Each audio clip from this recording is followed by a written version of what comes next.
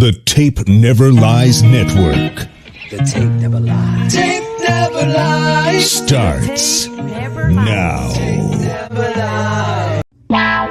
Draft Dr. Phil and the smartest man. Keeping it 100. Keep it 100. So chase greatness and start understanding that he's going to make everybody better. Tape never lies. I don't want to see your tape breakdowns if you cannot show me things that are negative about a guy that's on your current team. Hashtag chase greatness. Hashtag take that. Keep it 100. Because I'll make this one more time clear. Caden Whitlow, cut it. Keeping it 100. He is the best quarterback I have ever scouted on tape. The Chicago Bears select. Guess who's back? The two dudes that kept it real. Dynamic duo that you love, the smartest man at Dr. Phil. Breaking down the film, never a problem, kick it straight. Most shows focus on stats, we focus on the tape. We keep it in 100, never running east or west. We coming with that truth, cause that's what our fans expect. Cut off the aching anchor, moving forward to be free. But don't you worry, Shane's got the dumbest tweets. It ain't no secret, Phil and Shane got some haters. But now them out stuck like the Jew and now and laters. Debaters, draws get kicked like Coach Tabor. Cuts had to be made, we added a barber moderator. Up and down, boys got you double checking. Sad sacks strolling like a fool drunk texting. Flexing on the truth cause you know they'll never change. Real, recognize real, that's what you get with Phil and Shane. Give me some fucking names in 2 fucking games. Fuck a play or a captain, all of the upstairs. The tape never lies, the truth, you see. We laugh, we analyze, so there's no babies like Maybelline. Straight to the truth with acumen and facts. We got a stat nerd, but he's not just giving nerd stats. Car crash, big impact like trip sat. Every Wednesday night you got the smartest and Phil back. Now we know you're smiling like a fat kid with fun dip. We're back better than ever and we're keeping it 100. Keep it 100. Draft Dr. Phil and the smartest Keeping it man. 100. Keeping it 100. Keeping it 100. Draft Dr. Phil and the smartest man. Keeping it 100. Keeping it 100. Keep it 100. Keeping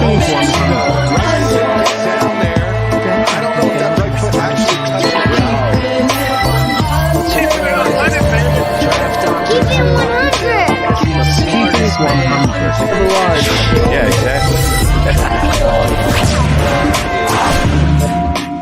Yo, what is good, TTNL family? Yes, I am slowly getting my voice back. We are coming back off of that gut-wrenching loss. But we got to get ready for Arizona, right? So, of course, the guys are going to get into that. And unfortunately, we don't have Shane tonight, but we have a very formidable replacement in our friend of the pod, Kenneth Davis. So he will be joining us, and him and Phil can chop it up and expressing our frustrations. Yes, it was bullshit, but you know, what can we do? Without further ado, I will bring in the guy that you really came to see, Mr. Draft Dr. Phil. Hi, Phil. Hey, Cherie. Am I on the left or the right? There It's we like the Bears' offensive line. Don't know where to go. Where are we going? Oh. Where are we going? Shane texted me while I was at practice. Armagaji's hurt now too. Oh my gosh. I'm not smart. You know. What is going on? This offensive line is softer than Matt Nagy's fucking walls of holding up his play sheets. I think he sold that house, maybe. I don't know who lives there now. Jeepers creepers. Matt Nagy. I feel like it's Matt Nagy all over again, Cherie. I know you were there. It does. It feels just same old shit, different group of people. Before I get into that, yes, Kenneth Davis will be sitting in for our guy Shane, the smartest man. He's going to, rightfully so, sit down with his dad and watch Dodgers Yankees. Dad on him, a little father-son bonding over the World Series. I hope there's a few tears in the house because I root for the Yankees. But it's a good thing we let Shane hang out with Mr. Marsaw, the real smartest man. Mm-hmm. I don't know if Family is everything. TTNL. Ron G, I need a new Keeping It 100 background. I've been waiting for weeks. One of these moving ones. I can't even use this super dope one you made right here. It says draft coverage over the top. Yeah, I do like that. This one says Wasram. Which is Marshall. Okay, I'll be Shane for today. What else do we got? There we go. Ron, you're off the hook. He's going to be so pissed tomorrow. Throwing me under the bus again. Calling them out. Ivan don't know shit about beef sandwiches. Italian beef. Ron G and Ivan. We should go to Ron G's favorite Italian beef spot. Get a sandwich there and Ivan's, and then put a blind taste test for Riley Marsaw and see which one Riley pulls out. That'll be the winner, because Ron is saying Ivan's spot is not as good as his. Uh-oh. I don't know, Ivan. He's upset with your beef, your Italian beef. Ivan, what's your spot? There he is, the super producer. Am I on screen now? Oh, yes.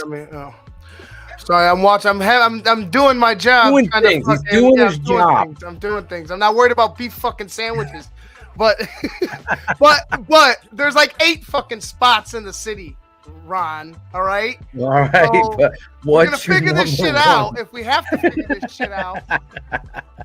But well, I didn't put any of the sauce on it. What's beef? Huh? What's beef? Give me the beef. I didn't put any sauce. When I had it at the stadium, everyone's like, "You gotta have it time." You gotta get it dipped. Philly cheesesteak. Yeah, this fucking guy getting it all dried. Like, This how is- did you not it's so dry. I'm You like, had this to have been sucks. suffering. I swear to had God. Your throat must have been like ripped to shit. Yeah, it was. I go, this is a dry, but I thought it was like Soldier Field. I got it there. Well, also in Soldier Field, Yeah, that's not the spot to go to try Italian beef for the first time. exactly. And it's like, you know, Larison section. I figured it would be upper echelon of food up there.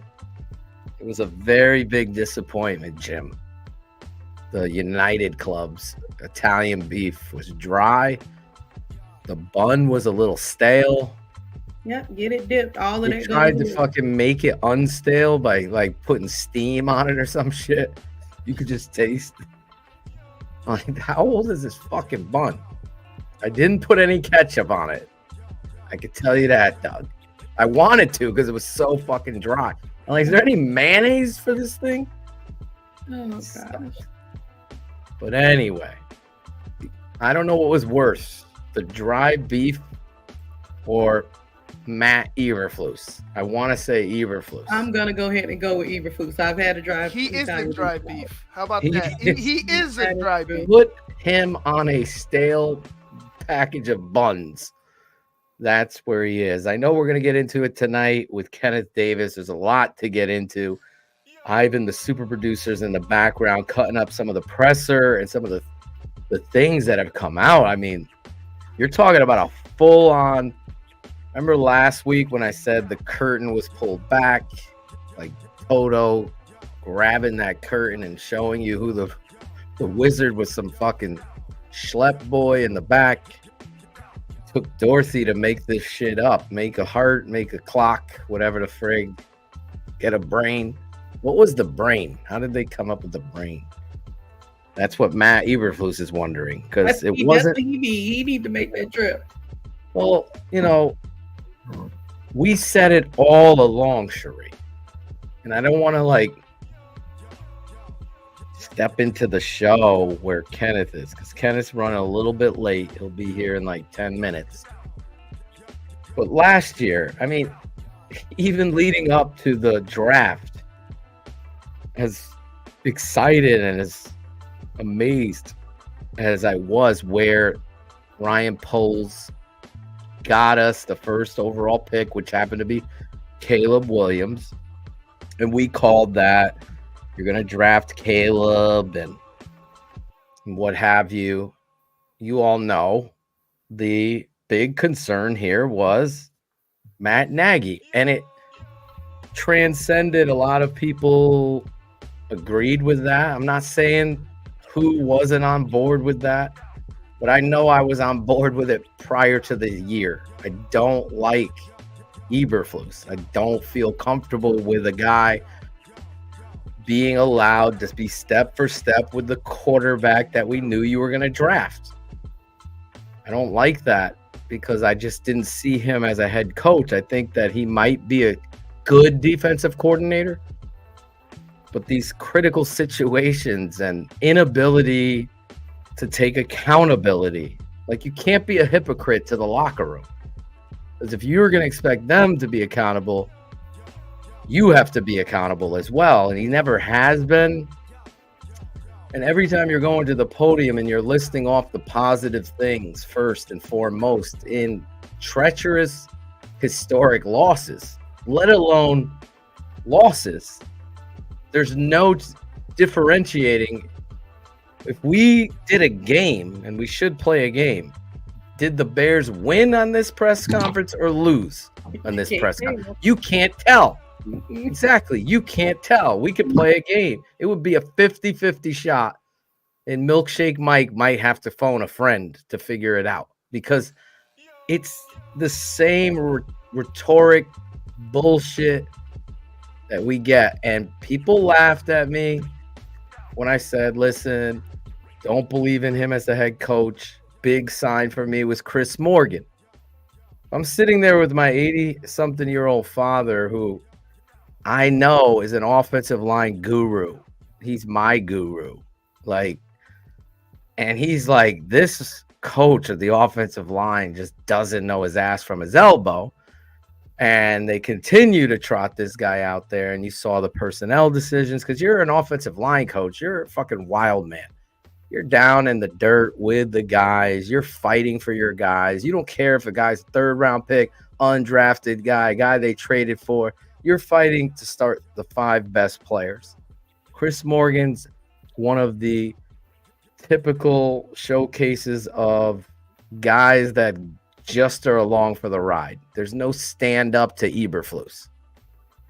There's no grinder there. I mean, he might be a good guy. He probably is a great guy. Might be the life of the party, but he's not holding anybody accountable to their technique or the teaching. They don't have solid rules. There's a lot of confusion. And who's making the call of Nate Davis, who was starting to begin the season? Who's making those calls? Who's making the run game coordinator, right? Who do you think had a hand in this fucking, what do they call it? Kramer. All of it goes back to the head coach. Head coach and the offensive line. The run game coordinator came up with the Kramer play. Oh, gosh. Just think about it. Who's deciding Travis Homer is going to be in there? The run game coordinator. You're heavily involved in this with the offensive coordinator. And, you know, I got to shout out David Kaplan because he held the coach's feet to the fire like nobody else does. You guys always, these haters, these trolls come in here talking shit about Cap. Cap is one of the most stand-up human beings I know. He's done more for Shane and Phil than most people. He's never stuck his nose up in the air. He's a man of his word. And he's right embedded in the grounds of you fans. You know, George McCaskey knows who we are. They all do. Jeff Joniak, Larry Mayer, they all know who the fuck we are. Trust me. Cap doesn't care. He went after the coach when most people just let it go. All right, one more, or feel threatened by the Chicago Bears organization. How? I don't know. You can't even swear on Hard Knocks. That's how harsh they are. They just pull the plug. They're the take my ball and go home franchise. Okay, you're going to talk about us like that? We're not going to give you a media pass. You're no longer What's the word, Ivan? You're no longer certified. Whatever the friggin'. What is the word, Ivan? On Twitter, verified. You're no longer, what is it? Credentialed. Credentialed. Thank you. Oh, No longer credentialed. I'm going to take your credentials away for asking a tough question. This shit is real. They limit the access to the friend. We've talked about the guards taking people's personal cell phones in training camp and deleting videos of guys in shoulders pads and helmets running plays as if there's some fucking trade secrets going down. This is an epic failure franchise that continues to do things in an antique fashion. They celebrate their history without learning from it. Quote me on that. That's my quote. They celebrate history without learning from it. Mm-hmm. Your Chicago Bears. No one else is saying that. I want it on a t-shirt because that's the history of this bullshit that they keep pulling out there under this ownership. Why can't you fire a head coach in season? Ask that question to George. What does it take? We got to have a big meeting. We have to have a big meeting. They're the corporate bears, Phil. I always call them that. Corporate bears, the corporate. And that's what these little, I don't want to call them cliques. But these, the leadership group and this group and that, Right. and they got to go through these channels. Outside firm. And I get it, and I get it, and I understand that there should be some type of chain of command, but it's just like, to me, it doesn't seem like everybody's on the same page, regardless of how they want to make it seem. It seems like they're telling guys, hey, you know what? Let's keep it in house. I know you can't, like, you have frustrations, but keep it in house. They try. Regardless of what anybody else is saying. And it's like, look, man, these guys are going to, especially on a loss like that, nobody should hold their tongue. Nobody should be held back by venting what they have to say. The only guy that's holding back is the coach being absolutely honest. I know 100%. You could 100%. pull Jalen Johnson with Lawrence Holmes and Spiegel, because that is just a mic drop when he says what he says on there. DJ Moore is saying it. How many players have to come out? Kevin Byard, everybody didn't questioning it. The locker room is on the brink of falling to pieces. We always laughed at that. Eric, I'm going to continue to bitch about it because it's the biggest showcase of a fucking fraud. Imagine, all right? Like Disney offering The Sopranos and they can't swear on it. Where's the show? Where's the show, Eric? It's not real. It's not realistic. So it's the same place. You got to be for real. That's the whole premise of Hard Knocks. They're swearing on it. They didn't even give you a showcase of any of their high-end talent on that. And it's a piece, Eric, to a big picture, Eric. I don't understand how we have to explain this shit to you. You're that guy after fucking 3 series. Oh, Caleb's a bust. You're that same fucking guy. The wind doesn't turn like that. 3/4 of football doesn't define the game of football. For some people, it does.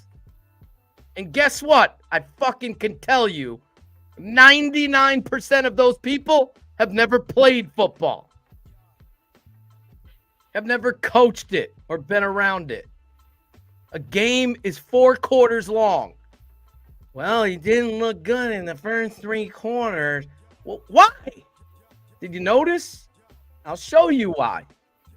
The same fucking why. They want to find out the whys all the time at Hallis Hall. That's what they want to do. They have the big words, collaboration.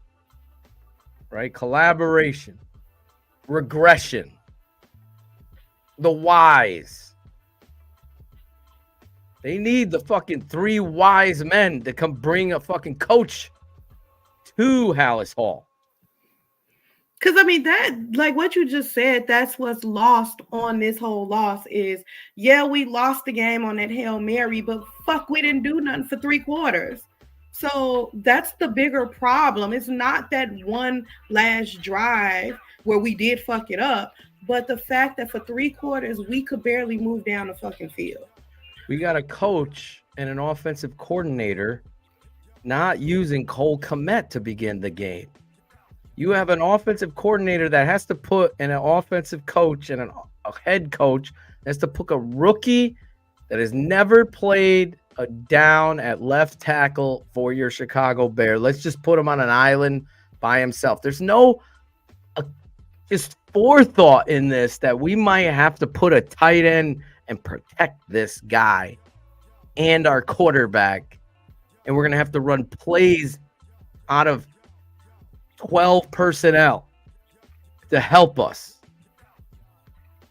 There's no understanding of that. They're football dumb in critical situations. In that checklist, it's like a kid going to take the SATs and he's amazing at English, but sucks at math. His SAT score is not going to be amazing. The Bears are handicapped by coaching. And he's quoting, Sean Stewart is quoting the head coach. 13 yards don't matter. Pulls down on. If you watch Bears Hour Live and you see the rant right after the game, you see me talking about the 13 yards. It matters. You see me talking about that. As a coach, you are in a critical situation, let alone the stupidity of Cosmo Kramer getting the ball. Like, in what world does that come off your play call sheet as a possibility? You're the head coach. It's 12-7. You're about to take the lead. It's funny. One of the fans, I can't remember, gave me the stat. Rashawn Johnson is the only running back that has not been stopped in goal-to-goal situations. So let's trick them here, guys. And let's give it to the guard, the center, the backup center. I mean, this kind of stuff happened, yet we have a contingent of people questioning, well, it's just not the Bears. They don't do it. No, Eberflus. Then you get the quote. It's just one play. We worked on it all week. We liked our chances there. This is coming from your head coach. There was a side-by-side to Dan's point here.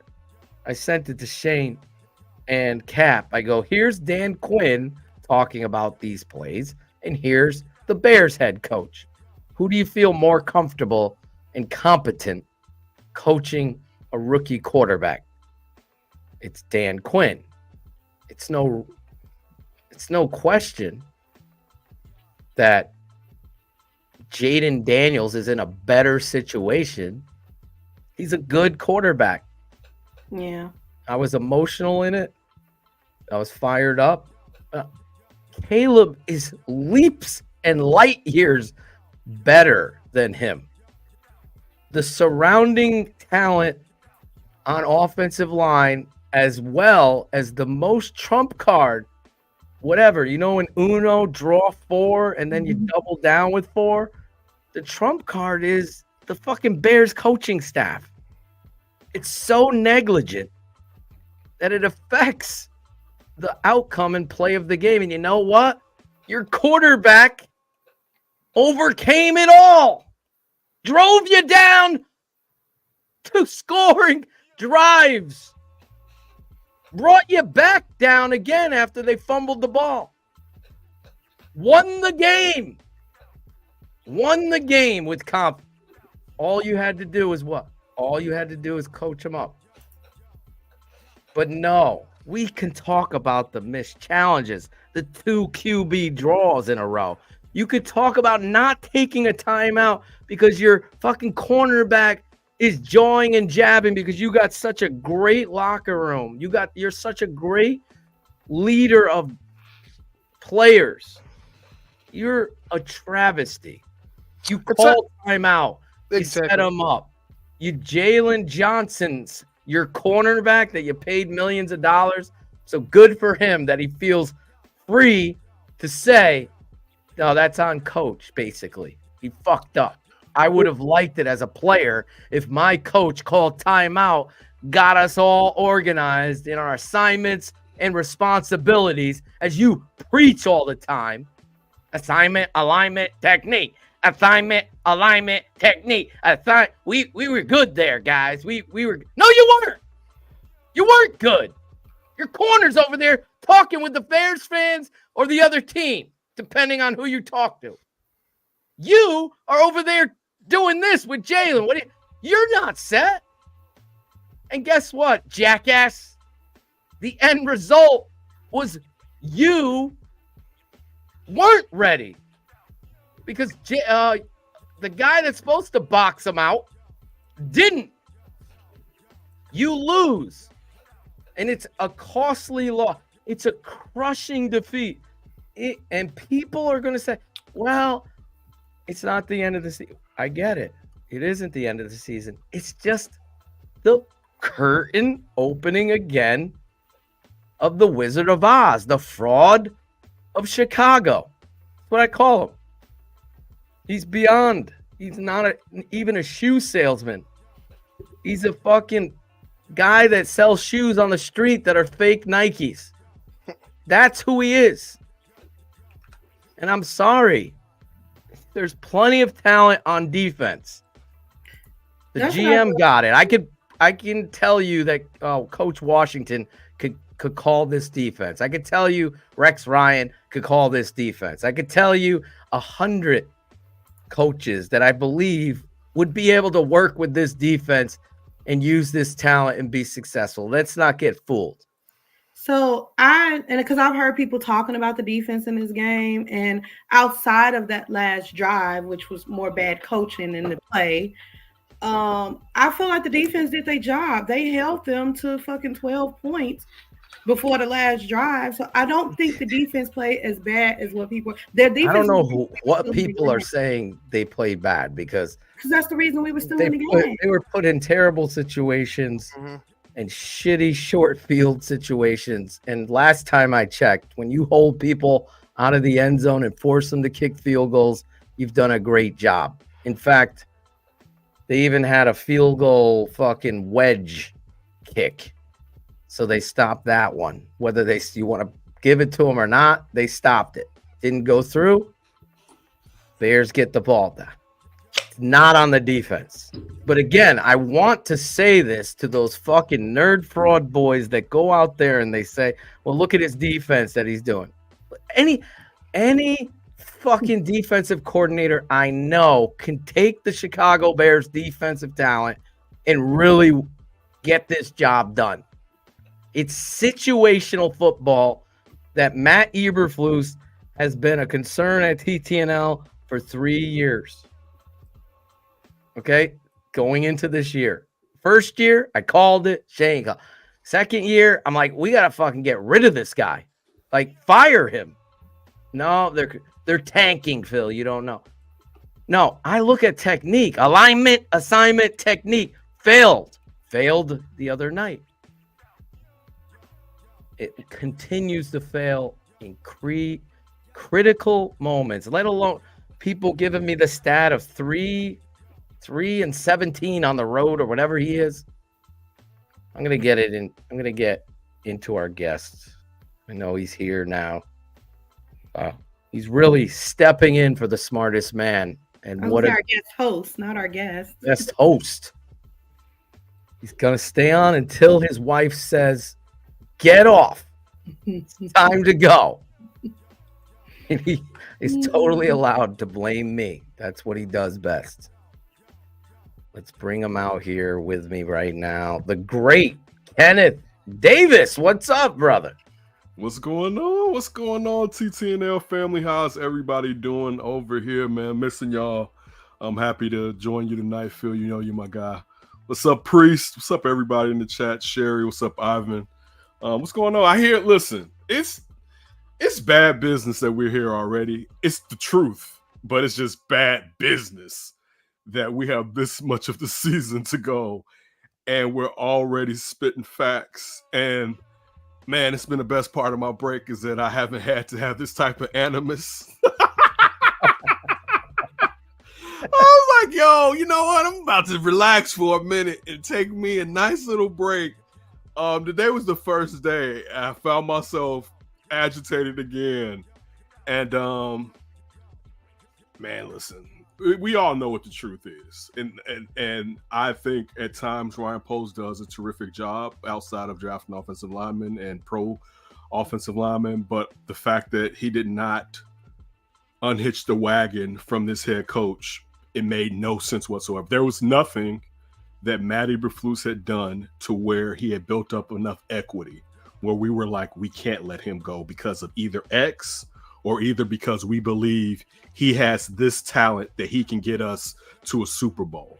There's been nothing. At the fact that I was there and I was the person that said, you know, the first year he didn't lose the locker room, I'll give him credit. But those were a bunch of guys trying to fight for checks. Even if you go back and think about it, it wasn't a ton of talent still on this roster, and the Bears players who were talented were fighting to get their next checks, i.e. what happened with Roquan. And it wasn't a scenario where you had what you have now, where now you have talent and guys are starting to say, what the fuck is going on here? You know, and that's the thing. When there's a lack of accountability, like the biggest thing that I've heard out of Hallis Hall is a lack of accountability. And that's there's just a lot of stuff when it comes to, and I'm not one where I take pleasure in calling for someone to be dismissed. That's not the vibe that I try to go for. But this is a results business. And I think we all knew this was a transition year, but it was supposed to be a transition year with potential. I'm not saying that the potential is gone, but the ceiling has been capped to a degree. And I think that's the biggest thing. And I think we all knew that had questions about Matt Eberflus as a head coach. We all knew that there was a capping coming along with it.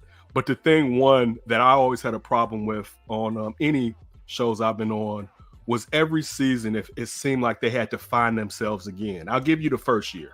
All right. Correct. I'll give you the first year finding yourself. Then you found a recipe, and the recipe I'm talking about is running the fucking football. All right. Right. And this is also a defensive coordinator. So this is fundamental football of keep the other team's offense off the damn field and keep your defense, I meant to say, off the field by running the fucking rock, basically, right?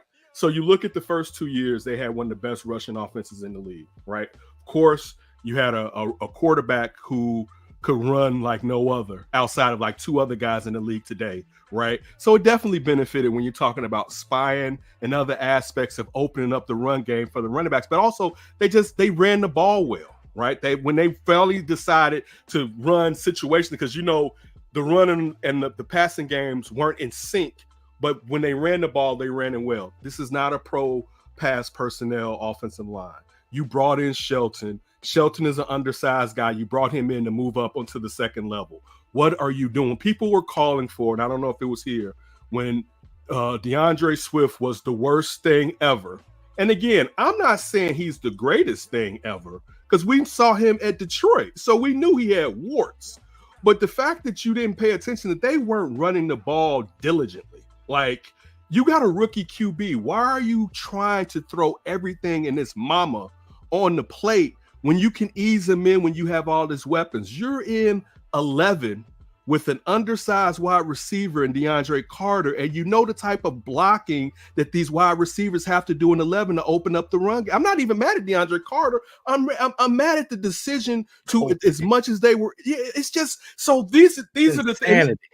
And this goes on him. We can talk about Lou Getzi. We could talk about Shane Waldron. I'm not saying either one of those guys are world beaters, but the buck stops when him as a football coach is like, yo, That doesn't 2 plus 2 doesn't equal 4.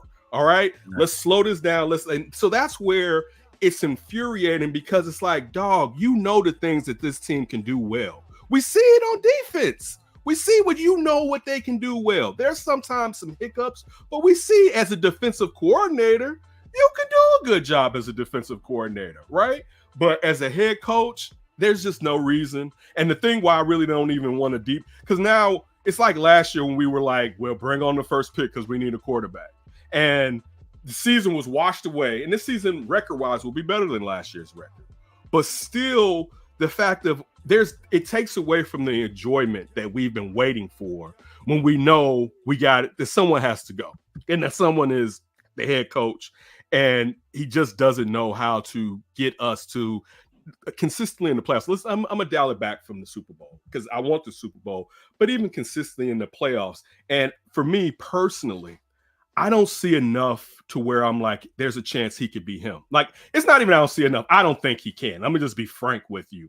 I don't think he can. If he goes someplace else and he succeeds, hats off to him. I'll take that L. I'll sit right here and come on you with Phil. I will come on here and be like, yo, he wasn't doing it here. Maybe it was a change of scenario, or maybe we got rid of him too early, or they got rid of him, I should say, too early. But when you just look at the fact that when players are coming out as they are now, questioning the decisions, he's doubling down on stupidity. It's the same mushroom growing in the backyard. Keep cutting it down, it keeps growing again. This guy's like a weed. He just doesn't want to take accountability, Kenneth, but he wants his players to, or preaches that. I talked about alignment, assignment, technique. You preach that, but you never call on to your assignment. Your assignment was to win that game as a head coach. You fucked up in not challenging. You fucked up in getting in the goal line, goal to goal, 12-7. Critical. You're giving to a center. Anybody blaming Caleb Williams for the handoff just doesn't get it. You're just looking for an excuse of being stupid and barely passing football etiquette. It's just. Can I ask you a question? Can I ask you a question as a former running back? Yes. Right? How infuriating when you knew how you had to have ball security. That was premium number one, that you had to have ball security, that they throw a center in there. And you know he has, they're like any sport, any job, the amount of training that you have to do to perfect something. And the amount of training that backs and wide receivers teams, but I'm talking about backs, because backs have to go through the line where people are trying to get at the ball all day long. And again, I know it was the exchange, but the fact I'm still talking about is ball security, and you go straight fridge on this bad boy, which is just like, you're not even that good to play those type. And now, see, that was my problem last year, to be honest with this coaching staff. A lot of going for it on fourth when it was questionable and you were in field goal range at times. And even if some of those field goals would have been short, offensively, you were not good enough to not accept 3 points. And the game ended up at the end when you may have lost by 7 points and you left a few field goals on the board. That was infuriating watching this. And people were like, well, you got to go for it. You got to be good to do some of the shit that they're trying to do. And they're at this point, offensively, particularly, you're not that type of good. You're not that type of good. Why did you draft Roschon Johnson if you're gonna put a center back there? If you want him to play fullback, cool. I'm cool, I guess. But if you going full on fridge with it, and your quarterback, listen, your quarterback wasn't having a good game, right? But on top of that, you had the opportunity for him to get his shit together in the fourth, which any good quarterback has a game where it's not all synced up. Then to overcome it not being synced up, to get his shit together, and then you decide to play games in a close game when you're almost about to get up out of here with a chance to have a W. It's infuriating. I'm not trying to get mad.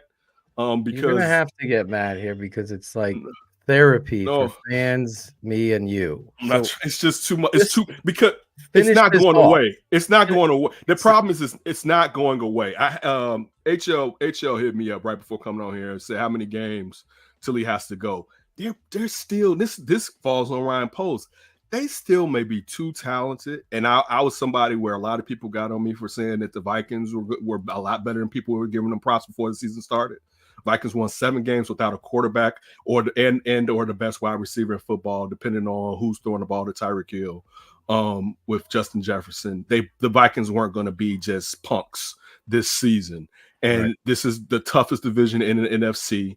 And the schedule was lopsided. You could say they had an easy schedule, just like the Steelers. It's a lopsided schedule. And you look at the first 2 quarters of the season, first of all, you're adjusting to what you're doing. You're adjusting with someone who's not good at making adjustments. You're adjusting with someone who's not good at making adjustments and does not continue the things were successful from seasons past. So there were going to be more losses. Even we're all like, man, they may get out of the first couple of quarters of the season with 1 or 2 losses. There were going to be more because who was running the show. And I'll say this, and any given Sunday, just you got to throw that. It's going to be a team on here that nobody expected to either play well throughout the season or play well when you took them on during the season. And that's already jumped up. And now you have to go to the back end of the season where you have to face the teams, three teams twice. That's the toughest in the NFC. And you got to throw in the 49ers, and Geno Smith isn't a bust. Yeah, you look at, you have to pull the curtain back. I called it the Wizard of Oz stuff for a lot of people. I've been talking about this. I thought he should have been fired last year. People said they were tanking for the first pick and that you can't. I'm like, listen, a fraud is a fraud is a fraud in football. You can just see it technique-wise. Then the matching of Chris Morgan with Shane Waldron. And you hire a new OC, he's got to hire his offensive line coach.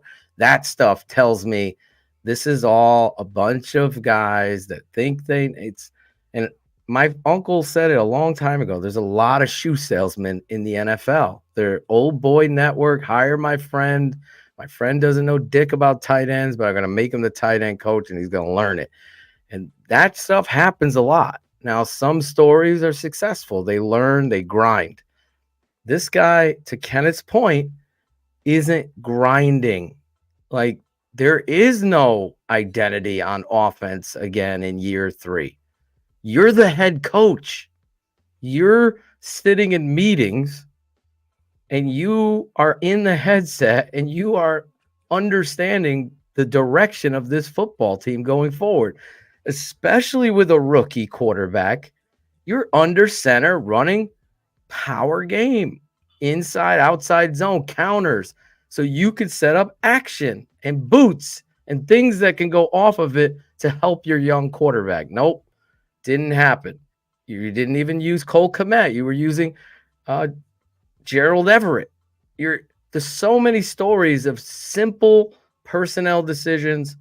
And if you're a patron, you know there's no semblance of formations used. So say you come out in 12 personnel, right? And you're under center and you get 8 yards. The very next play, they're in pistol. That's not good offense.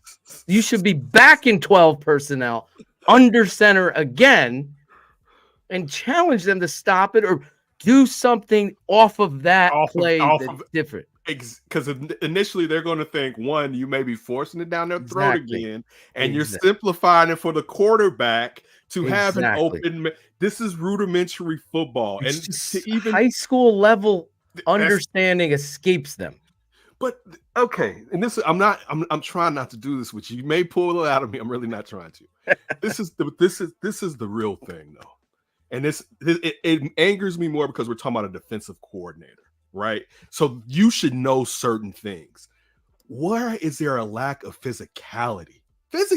Listen, physicality travels. The passing game can be trash. Listen, you can have the best quarterback in the league, and the passing game will be trash. But you know what travels? running and physicality. When you're putting it on people and they like, oh my, here there, and you're not, dog. I was unsure. It was like, okay, I didn't really see it. It's still a small sample size, but I didn't see enough from the hype that was heaped upon Roshan last year, right? And I'm not saying that Roshan Johnson is a world beater, but we do see that he can be a thumper, right? Correct. Why aren't you thumping these people, setting up easy play action, wearing the opposing team's defenses down, making it easier for busted? The whole thing, getting back to DeAndre Swift. Why was the reason they said they brought in DeAndre Swift? They wanted a home run hitter. You know how you help a home run hitter? Wear the damn defense down. All right. And he'll get that home run. Heavy body shot puncher is how you help a home run hitter. Exactly. That's how you do it. They don't get that, Kenneth. Yeah.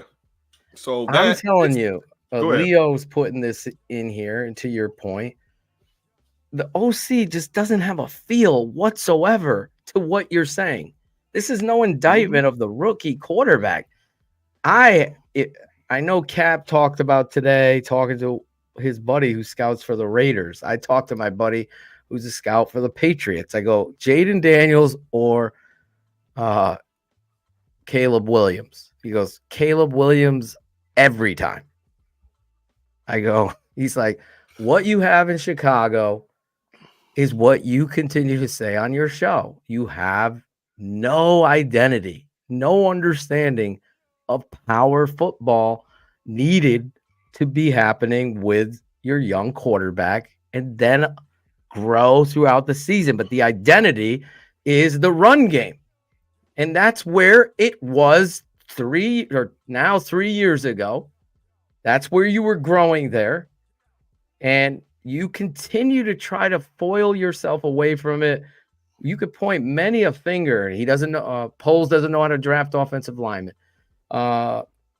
They fired Getsy, Justin Fields, you can throw all these things, but at the end of the day, the basis of what you were having as an offensive line is still here, minus Lucas Patrick, right? So where does it go? Where does this run? Oh, we hired a new OC. Now he's bringing Travis Homer, getting reps. How? I don't know. This is to start the season. No wonder why you're strong. Then they finally get it right. Right. But there is no hang your hat. We're coming in 12. We're going to go down your throat. And then we're going to come at a simple 4-yard out off action could turn into a 42-yard touchdown. We've seen it. We've seen it. Run game opens pass game. It's always going to be. There is no chicken or the egg there. Nope. There isn't. It's always run helps pass. It's not pass helps run. Trust me. It doesn't work like that. No matter how complex passing gets, it will always be slowed down or foiled by a team that can control the ball physically running. Because you go ahead and score greatest show on turf. Guess what I'm gonna do? I'm about to take 5 to 6 minutes off this clock and then go and punch it in. And you guys are not going to be able to get on this field as often as you need to. And you're going to miss sometimes where we're going to slowly grind it out, matriculate our asses down the field. Also, we're going to take some big plays when we could take them. But if any team worth its salt is a physical running team at some part of, if they're really a winning team, any team you even look at Kansas City. You look at you see how, okay, they got them a young running back out of the 6th round or whatever, and how that helped them last year to succeed in what they're doing. Yeah, you can do, I won't say smoke and mirrors because they have one of the greatest quarterbacks, if not the greatest quarterback ever in Baby Goat. But still, there are aspects when they had Kareem Hunt. Now they got Kareem Hunt back, where it was, we're going to run this rock and we're going to bludgeon you. Listen, he doesn't get he doesn't get it done at big games. But Kyle Shanahan makes running the football sexy. All right. And one thing you can say about the 49ers is they are physical. All right. Like, they are going to be a physical. You're going to know that week after playing them that you played them. All right. There are going to be more guys in the training room getting iced up because the whammers were out there and they were getting whammed up. And that if any football coach, particularly you would think a guy that's a defensive football coach, but any football coach worth his salt who isn't trying to prove that, and this is the problem with a lot of offensive-minded football coaches, I have to show how smart I am through the air. And that's always, I have to show you I'm brilliant through the passing game. Where anybody that knows you always need the running game, even if it's not the strongest asset, to one, click the damn clock down. This is how you get yourselves out of turnovers. This is how you get yourselves out of 3 and outs unnecessarily, by sitting there and doing rudimentary football. And the fact that we're still here, the fact that this, and again, this is a very Chicago thing for some odd reason. There was no reason when you were moving off of your quarterback. I was a Caleb guy. I'm always going to have an affinity for Justin. It was not that. It was just time. And this guy had more potential and fresh new contract. So it came, time to go. You were moving off of him. Why wouldn't you hitch him to someone brand new instead of go through a situation where he's going to have to learn an offense? You're going to this is the worst part of it. They may not even fire him after this year. They may not fire him after this year. They may not fire him after this year. Because there may be enough excuses when you talk about the good old boy network, enough excuses. And this is my problem with Ryan Poles. You didn't just they interviewed him before they interviewed you, sir. So there's no reason for you to be extremely buddy unless ownership has told you you're stuck with him. That you didn't get from up under him to at least give yourself another chance at 2 more coaches, perhaps. But to get from up under him, and now if record-wise it looks like you've improved from last year, but the context is you haven't improved as much as you should have with the amount of talent you invested in this team, that it's an excuse for him to remain.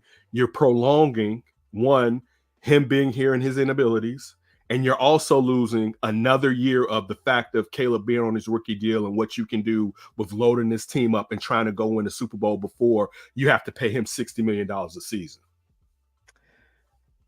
Yeah, everything you're saying, I'm on board with. I don't think I've ever seen Tom Thayer go on radio and be critical like he has been of the Bears. One of the nicest people you ever meet. I don't think I've ever heard players come out like they have this past week and be critical of the coach and the coaching staff like they have. So I think there is hope that you're going to be wrong here. I think I hope so. I do too, because I've never seen it from this the spectacle of 4 historic losses.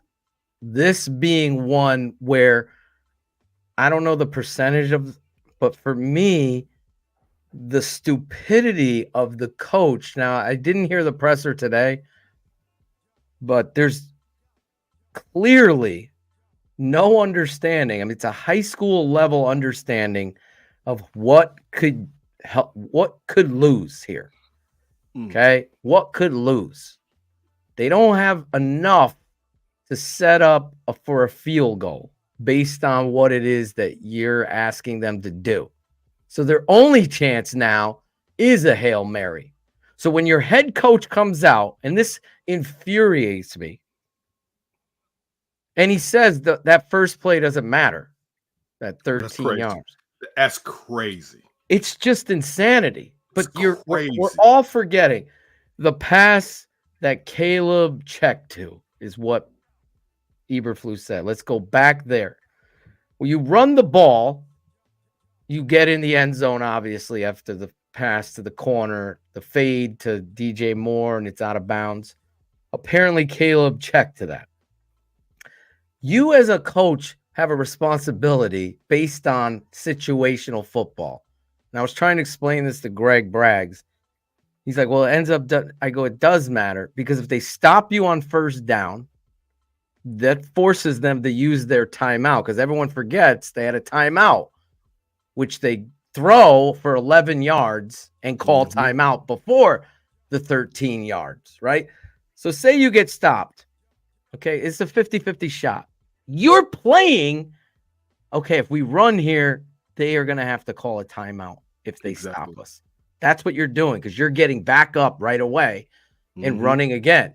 So they're going to have to waste the time because they'll have no time. But they don't do that. So then, okay, you didn't do that. You blame the quarterback. You should have been a head coach no matter what. Belly right, given to Roshan behind Cole, whoever the fuck. Boom, get in. Oh, stopped. You got 2 plays. You could call timeout if you have to, but you're not going. You're going to force them to call timeout because you're getting right back up to do it. But you score, right? They have the timeout. They get the 11 yards and a timeout. Now, the next down, you have to play the edges. You're sitting your 2 linebackers 8 yards off the ball, off the sideline. They don't do that. Watch what they do. It's the stupidest thing. They allow them 13 yards and a free walk out of bounds. If you stop them inside, the game's over now. They have no timeouts. They have to hustle to spike something and then throw 84 yards for a hail. They can't. He would never reach it. So by not making that play after you fucked up 3 times before, and there's a load of other fuck ups in the game, the non-challenge of Swift's got a first down. How about when they're hustling up? That should be telling you, coach, I got 3 timeouts. This play's kind of close. I don't know, but the body language of McLaurin is telling me he might have fucking dropped the ball. I'm just not waiting for Sammy, the shithead up there that doesn't know his ass from his elbow with the challenges. I'm just throwing it. I'm just throwing the challenge. I got timeouts. And sure enough, he would have won because McLaurin's dropped that ball. He dropped the ball. These are all things where you as a head coach are responsible to be maniacal. He is not maniacal. So then the fuck-ups continue. You don't play that. Then, to make this even worse, is the personnel usage. Now, we found out Montez Sweat is out, right? He hurt himself, so he was ruled out. That means, to me, is Darrell Taylor out? Is Booker out? Because those 2 are the motor guys that will never give up in the play. To spy on a quarterback with a linebacker is honestly the biggest whiff of anybody in the media. Because it's a pointless, absolutely ridiculous that TJ Edwards is spying on Jaden Daniels on that last Hail Mary. He should be blitzing right off the corner, forcing this motherfucker to one side where 55, we all know, gets held. There's no call. There's a blocking. Right. All of the personnel's wrong. But yet this moron, head coach Kenneth, won't call timeout. I haven't even got to the guy talking shit to, or is he talking with the fan? Whatever he's doing, I had to apologize for. No, I don't have a problem with it. He's apologized on social media. It just keeps getting worse. It tracks downhill, Ryan Poles. You should be embarrassed that you hired this shenanigan, tomfoolery clown as your head coach, because in the most critical of critical situations, you have 3 timeouts. There's utter chaos. You're talking, it's on up, whatever the hell you're telling Jalen Johnson. Timeout. Let's get it right. Let's back up. Let's get the right pass rushers on the field. Let's blitz. Let's take our corner and just blitz him off the right edge and force this guy to throw the ball on a so they're all tossing it around. Let's not give them time to try to throw. Like, there's no fucking awareness. It's absolutely everywhere in that last series a showcase of why this guy should not be your head coach. And it's an epic failure that George McCaskey, Mr. Soft Knocks himself, decided not to say, this quarterback, we're blessed. You know what? This guy that's dream job just won the national championship and he's a free agent. How about we put our money into Jim Harbaugh to handle a quarter? Oh, does he know about quarterbacks? Yeah, he was one. Does he know about running the fucking ball? Yeah, he takes pride in it. But no, we're going to stay the course, like Kenneth said, with an epic showcase of nothingness. There's no idea. What is the Eberflus's offense? No one knows. No one knows. It's fucking a guy that's never been a head coach. It's like putting a guy, it's like putting a, you've never been a teacher? Here, teach this kindergarten class. I think don't do that. I think you broke Kenneth. You broke Kenneth.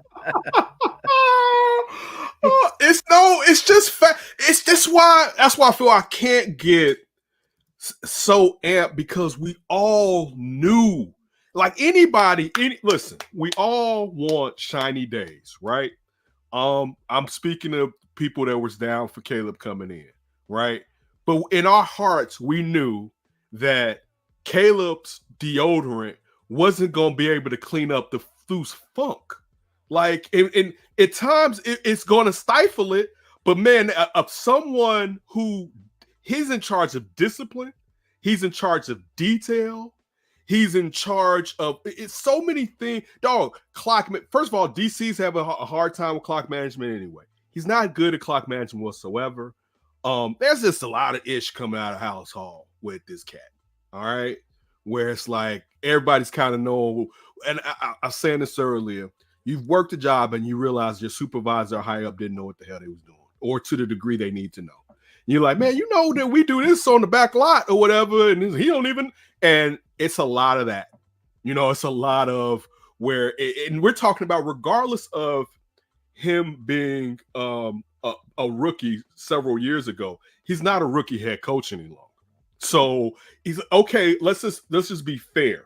He started off with not knowing these things, with supposedly having an eye for detail, and he still doesn't know them, right? Like you know how much you've lost to not have picked up on the small, minute details that you need to grow at to become a better head coach and a better CEO of a football team, and you're still not picking up on those keynotes, everything that you just said. You're still like it, and that's why it just it exacerbates the fact that this just didn't make any sense that he was here. And like that's why, like, for instance, partially, like I just don't, and I have to because it's the facts and it's true. But man, I just don't feel like doing this for another 10 weeks. And then, unfortunately, I'll say this: there's a chance they may not move off of him. Like, I'm over here, and I don't have real palm trees feel, but I'm enjoying the life right now. And I'm enjoying not being angry off of stupid football plays. I was enjoying it, Kenneth. I was feeling good.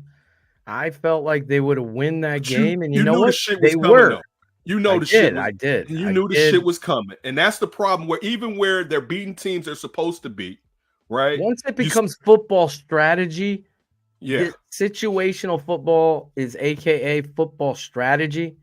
That's where all these failures come in, like Denver, Detroit. These epic losses where you have the lead and everything is in your favor. You've not commanded the ship home. You've never been able to fly the plane and land it. And I am because Caleb Williams deserves better. The story should be motherfucking guy drove us down in spite of utter chaos, shitty personnel usage, terrible play calls. And here's this motherfucker standing in there like a man, delivering the football in critical moments to the playmakers, moving the chains. He stands at the podium and does what the coach can't do and take ownership of shit. Yeah, I fucked up on that. I wish I had that back, that fourth down play, and I slid. Or was it third down? Whatever it was, I can't remember. Fourth or third, I fucked up. That's owning it. This asshole stands up at the podium and lists off deposit. Well, Torrey Taylor had a great day punting, third down. You got to like that we held him to field. He skips over the embarrassment that just took place on your watch. I always say, as my dad taught me, the team is a reflection of the head coach. The team is in utter disarray. No different than Mark Trestman. The only difference is you have a bunch of talent here hoping beyond hope that they can get a direction from their head coach, and they're just not getting it, and it's falling apart. Real quick, I got three. Go ahead. Sorry, real quick. I want to just play a clip from Get Up because the initial reaction from everybody, and this is everybody, about how Flus reacted to the play prior to that Hail Mary. And I just wanted to play it because I thought it was the reaction from them is the same as from all of us. So I just wanted to go ahead and play that real quick. This is an embarrassment. All right. And to me, you'll never make up for it. When you lose a game like this, you never make up for it. As much as you did a great job of describing the Hail Mary, the play before that was atrocious as well. Think about this. And Dan, you know this.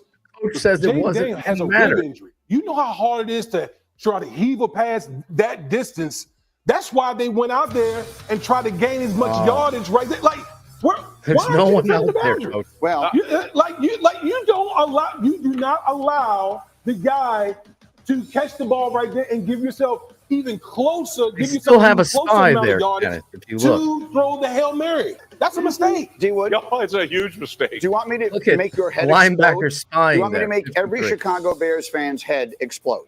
So that play that you're just seeing right there, the ball is snapped at about the 35. Look at how many defensive backs are back there. He's going to have to try and heave the ball 75 yards to get it to the goal line, which he's not going to be able to do. They advance it almost 15 yards on that play.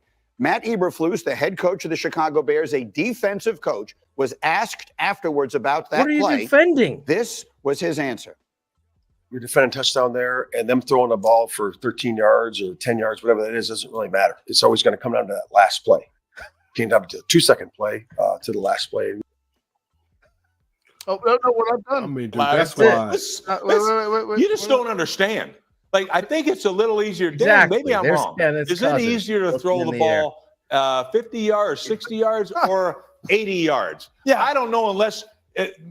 That's a horrible answer. I'm going to let Dan answer in a second. Let's just be clear. That's one of the 5 dumbest things I've ever heard a human being say in my entire.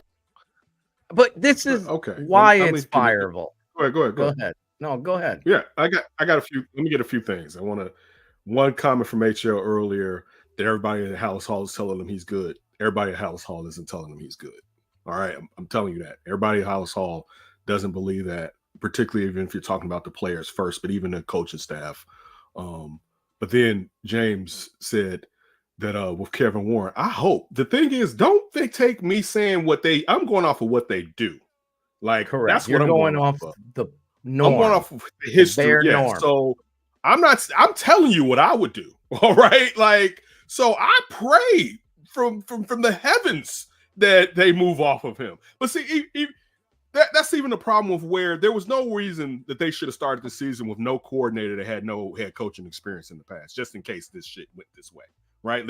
Because you're not being honest with who you had at head coach. That you're going off of it as there was no question. There was questions. All right. There were epic losses, but actually also epic losing streaks. So there was a question there, and you should have insulated yourself. It's nothing to do with his feelings because he hadn't produced enough for you to have to worry about his feelings. As a grown man, you know if you're not cutting it, and if somebody has to prepare to move off of your ass, that's real life. You know in your heart when you're not cutting it. And we could talk about tanking and all that. You can quote unquote tank, but still have attention to detail and know how to finish out games properly. We've never seen that consistently whatsoever with this regime. All right. So for me, it's baffling. It's not baffling. It seems like something that happens here where the answer is written on the wall. All right. You've looked into what could be a player that could benefit you for 12, 15 years and be that shining beacon of light. and all you had to do was clean the decks. That's all you had to do. Clear the deck. Before I came on here, you said something that's spot on, and it's not. You don't have to be a genius to know that any defensive coordinator worth his salt can coach this talent. All right, correct. Any defensive coordinator worth his. There's nothing to be like, well, we got to hold on to him because he's decent at DC. He's not. It's the head coach. Like, what's no? It makes no sense. And the worst part is it hurts the offensive side of the ball consistently. There's gaffes on defense, and then it hurts the offensive side of the ball. And he's told us, I'm not just a defensive coach. I'm a CEO. I spend this much time over here because I'm on both sides and I'm calling all of this. This is what he told us. This isn't what I'm telling you. This is what he said that the plan was. And nothing positive consistently has come to fruition on the offensive side of the ball. And there's still been gaffes on the defensive side of the ball. But again, I would love to see them do something. And I would love to see them do it at the end of this year. This isn't an organization that does things through the middle of the year. They haven't gone on the epic losing streaks that you think would at least garner that type of reaction, particularly now with the amount of talent that they've added to this team, where it should be the plank should be shorter than what it was when they didn't have this much talent in the past. But I'm looking forward to it. I mean, I honestly think that they are in a different position based on Kevin Warren, and I don't know anything of it. I just think the norm isn't going to fly here. Oh, the Bears never do it. Well, maybe that will be the impetus of doing it. Like, enough is enough. Where that line in the sand is, I don't know, but I don't think I've ever heard Tom Thayer, voice of the Chicago, play-by-play guy, works in the building, flies on the plane with them, be so openly critical of the head coach and have that kind of freedom to do it. So maybe there is a change that is happening. Where was that? It's not all peaches and creams up there, bro. Not that like was that. on with that.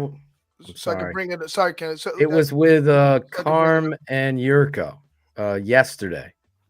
He was on with Carm and Yurko. I was listening to the interview and I was like, holy shit. Tom Thayer is dropping fucking nuke bombs on the head coach. This is unbear-like because I've been around this team a long time and nobody's criticizing them. Like Larry Mayer, Jeff Joniak. I'm going to miss Justin. I can't see Caleb being great. Now you love Caleb. That's what we were used to. This was throwing body shots at the coach and the coaching and what they're doing philosophically. And it was a great interview. If you haven't heard Tom Thayer, shout out to you, Tom, for not. And that's why I was shouting out David Kaplan, holding Coach Eberflus to the fire. Like, wait a second now, Coach. Why not call a timeout, especially when you looked like you had confusion in your defensive back for 4.3 seconds is over there, not even realizing that 4.3 of the 12.8 seconds the ball has been snapped, he's not even involved. And by the way, he's the box out guy for Brown. So you weren't ready, Coach. And you doubled and tripled down that you wouldn't take a timeout. That's a showcase of complete, utter. I mean, those dummies in a car are smarter than fucking Coach Eberflus. Like, when do you hold yourself accountable, Coach? He does. You could have done this, and I fucked up today. That's the big issue, Phil. He won't do it. You hit that, and people know that. I know that. That's the problem. I'm sure you do. That's the sign of a new coach. People know that, where it gets to a point where the finger dog, even sometimes, I think most of us grown-ups do this. Even sometimes where it's squarely not on you, but one you're supposed to lead, you have to fall on your sword, but this stuff is on you. And you're 100%. Still not willing to fall on your sword. Come up there as a grown person, say, man, we messed up. That second play, we should have done this. It won't happen again.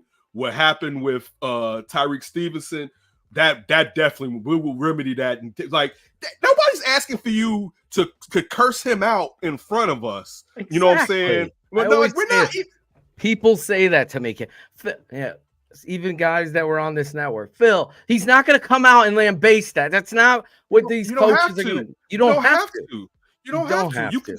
You can hold them accountable as grown-ups in ways where you're not throwing them under the bus. You can just say, well, listen, that shouldn't have happened, and it's not gonna. That's not throwing him under the bus. It'll never happen again. That's setting the standard and letting him know, don't you do that shit again. Like that's it, and also permeating through the locker room. Because 100%. The lead. This I don't want to just go down to the players because it's easy to just start nitpicking on the players. But the leadership, you got a lot of lead by example guys in that defensive locker room. And you need the guy that some people didn't like because he was down for several years and then the foot messed him up. But the Bojack was the one that was the one that would get in the asses in situations like that. All right. And particularly we're talking about a young DB. But in general, he was that guy that was going to get, but on top of that, you're still supposed to have coaches that are holding people accountable. And that's why it's like, listen, you can't get to B to C. All right, if we're going to say he got us to B, I'll give him B, I guess, even though he destroyed the road on the way and then fixed it. And I'm supposed to give him credit for that. But I guess you can have that if that's what we're going to do.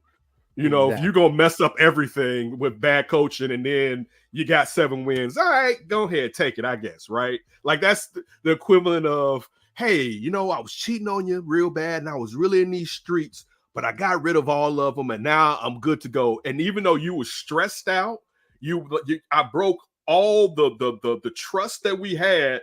It's supposed to be water under the bridge. I guess that's how it's supposed to go. All right. And I do a lot of relationship analogies when I talk sports. But and I didn't do that. But still, fact being that accountability is one of the biggest issues when it comes to this head coach. And I think sometimes, and this is me reflecting on the inside, there's a fear when you don't know that you don't want to put the spotlight on you because then everyone else will really know you don't know. And I won't say unbeknownst to you because he probably does know. They kind of know. You know what I'm saying? Right. I know. So either you're going to bust your ass to improve if you can, because this isn't, I'm just not talking about Matt Eberflus. It may not just be in him, like it may not be in a lot of people that have positions that may be bigger than them, right? This happened. I've been in position like this where it's like, man, this is a lot, right? And either I got to swim or I'm a sink, right? 100%. A guy that's never been a head coach before can't talk about we need better execution, better focus. We need better. This has to come from you. Like it's your culture. You can't come in here showing us your mission statement. Hits, for example. And then the mission fails and you say, well, the players, we got to have better. No, it's you, coach. And people would be a hell of a lot more understanding and forgiving and believing, including your players. The players, I'm just telling you, I've spoken to a few players from the past as well as a couple on the team. And the story is quite the same about Eberflus as it was about Nagy. So when I say someone's a shoe salesman, it becomes a reality of who they are. You can't listen. So that's why they made sidewalks for coaches like Flus, because he can't handle the streets. That's the reality of the problem here. You have to be able to walk in the street and be prepared of what's going to go down. Right. And every time that shit has got hot in the street, the coach has fucking failed. Every time. Look at the record. That's where we talk about, are you situationally aware?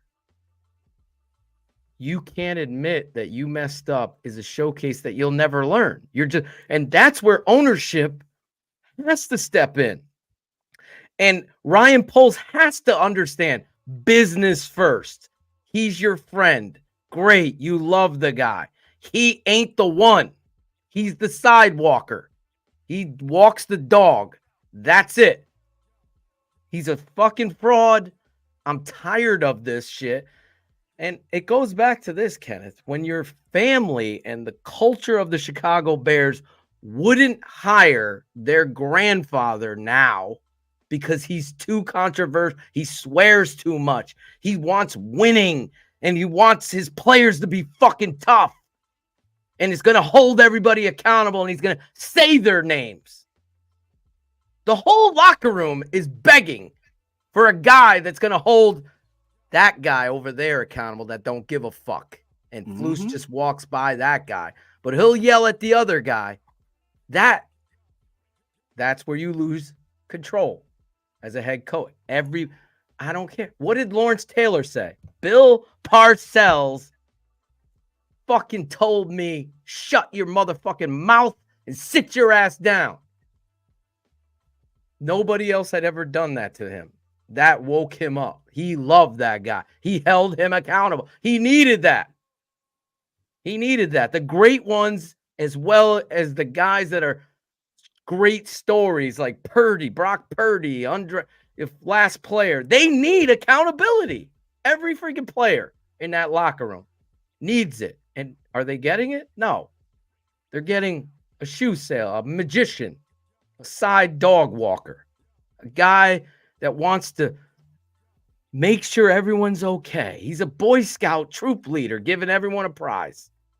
Right. And that's the problem. And Poles has to see it. Kevin Warren has to see it. Because, you know, your perfect 180 opposite is, it's like the Carnival versus Six Flags. Mike Tomlin is Six Flags. Matt Eberflus is the local carnival at the church. That's the difference. Mike Tomlin's going to hold everybody accountable. He's going to tell it straight up. He might sprinkle a little safety and a little pat on the back here and protect the guy because that's what you do. Mm-hmm. But he ain't going to sugarcoat shit. He's going to make the decision. He might, yeah. No, this is the decision. And this is why I need to be better. The special teams coach fucked up today. He's got to be. That's his job. What are we doing here? We're fucking kowtowing to Virginia and the McCaskies. And people laugh. Why are you so worried about them not swearing on Hard Knocks? Oh, dude, don't get me started on that shit. Don't get me started on that bullshit. Because I don't even want to do that one. Please. That's a sign of a culture that's just so frail. Go ahead. This is Hard Knocks. All right. This has to be football. Anybody that played sports.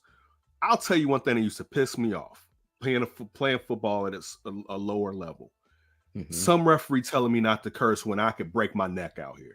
Dude, as long as I'm not doing it crazy, shut the fuck up. All right. Like, I'm out here. I'm not getting paid. Like, if you don't lead, like, this is not for kind hearts in this bad boy. Right. But then also let an N-bomb float on that bad boy. Right. But you didn't let no curse words in football. Oh, yeah. It didn't have to be full of profanity. It just had to be real football. Like that, like the fact that they wanted to be so sterile. This is two things. You want it to be sterile, but then you also want to play up Chicago being this blue collar city. You can't have it both ways because that's part of the city's fabric. And we're quote unquote Midwesterners. Yeah, we swear we're good. We're good people in general. I think there are good aspects in most people, and I don't think it has to be regional. But we're good people in general. But yeah, we're gonna curse. And let alone we're playing football. Like, are you out of your mind where you're sitting here thinking we're not swearing up a yin yang on the fact like that? That really agitated the hell out of me. And we had waited so long to finally get this organization on Hard Knocks, where again, I know you want to create a narrative. And to be honest with you, just don't have your mom watch it. Or you know what? Exactly. Better yet, edit episodes that she's going to watch. Just for real. Y'all have enough money to say, you don't know what? I need you to chop this up a little different from the episode mom's going to watch or whatever. But for you to sit there and for something that we've all waited for you to bear it up, that was so aggravating for you to bear it up and only have like really one really good episode, maybe 1.5 good episodes. Love the house. I saw somebody mention it. Listen, Flus, the property is fantastic. All right. Love the house. Nice all right. Realtor should get a shout out. Oh, definitely. But the whole new boo with the look and the new Gap gear and all that shit, where it's just like, dude, your expectations are too high for you acting like a cosmetic makeover was what the fuck we was asking for. To be honest, like, and it's even worse when that last clip that Ivan played, where he was talking about the second play not meaning shit. And you see him with the new do in the beard, and it's the same shit. And it's like, you a grown man. Dog, as a grown man, I'm gonna be honest with you, when my ass is on the line, and if I come out here with a whole different look, we in some motherfucking trouble. All right, like, if that's the answer, right? That's forget buckling down, forget going, talking to coaches, figuring out, asking them, listen, what do you see that I don't do? Talking to forget really trying to find out how you can improve and bringing in people that may be able to help you improve. You go for a fashion makeover, and that's supposed to be the reason on why this season was supposed to be different from years past as far as your execution as the head coach of this organization. Bro, I agree with everything you said, and I'm glad you brought it up because authenticity in football should walk first, not – it's a reason why it's on HBO at night because that's where it is, where you're allowed to be authentic and swear and cuss and yell in football. Chubbs, 82, $20. Bears are a bunch of elites who view the fans as peasants who should feel lucky they are allowed to watch. The Good Old Boy Network is who they hire. They're entitled, and I even mean Joniak. He talks down to people too, says Chubbs. I've witnessed it, Chubbs. I totally agree. The whole take somebody's phone at training camp and delete the video so they can't put it on social media, that kind of elitist thinking. And then the hard knock stuff. And we can go down a long line of where they put their noses up without even the Super Bowls and the culture to back it up. You finally taken a big step into the deep end of the pool with Caleb Williams. I believe he's going to change a lot of this shit, but this Matt Nagy is like the anchor dragging down the Carnival cruise line that we are wanting and should be seeing. And it's unfortunate. Ivan, you had something? Yeah, real quick. Ken, do you think that we're going to get this again? Like, because for me, it was sabotage. Like, for me, it was like, oh, damn, our time is up. You know, obviously George doesn't want to do this, and he was like, "We're not going to give you shit, so you never ask us." I think it will be. You know what? It'll have to be if they are really good, Ivan. I think that you're on point. I think if they are consistently really good, they may run it back again, just because, and particularly because if they're really good, Caleb is going to probably be one of the main reasons. And Caleb is already like a national narrative, so it helps them to further boost their brand by doing it again. And there's not going to be as much negativity because they're going to be, at that time, they'll be winning a lot. But if they're not winning, or if it's inconsistent, no, they're not. And I lean towards, if you tell me, Ken, let's just say the next 15 years, what's the odds of them doing it again? Would you go yes or no? I'll probably lean no. But I think if they were winning, if they're really good, go through a stretch of it, they're gonna take a victory lap on HBO. They're gonna take it. There you go. The Bears will want to do it because they want to take that nose in the air approach and go there. $2, $4.99 from Stephen. Will Kenneth reveal his new job tonight? I'm going to get back to doing some independent stuff, and I'll probably end up on a platform sooner or later. So, stay tuned to that. But also, I mean, and I'm being fully honest, man, it's been cool to have a little break. It's been cool not to let something I can't control anger me.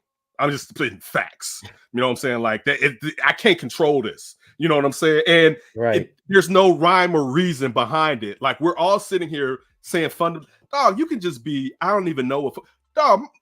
My beautiful woman. She. I'm not gonna say she doesn't know sports. She knows sports, but she can just sit there and say something that's just straight on facts, just from looking up and putting her head back down.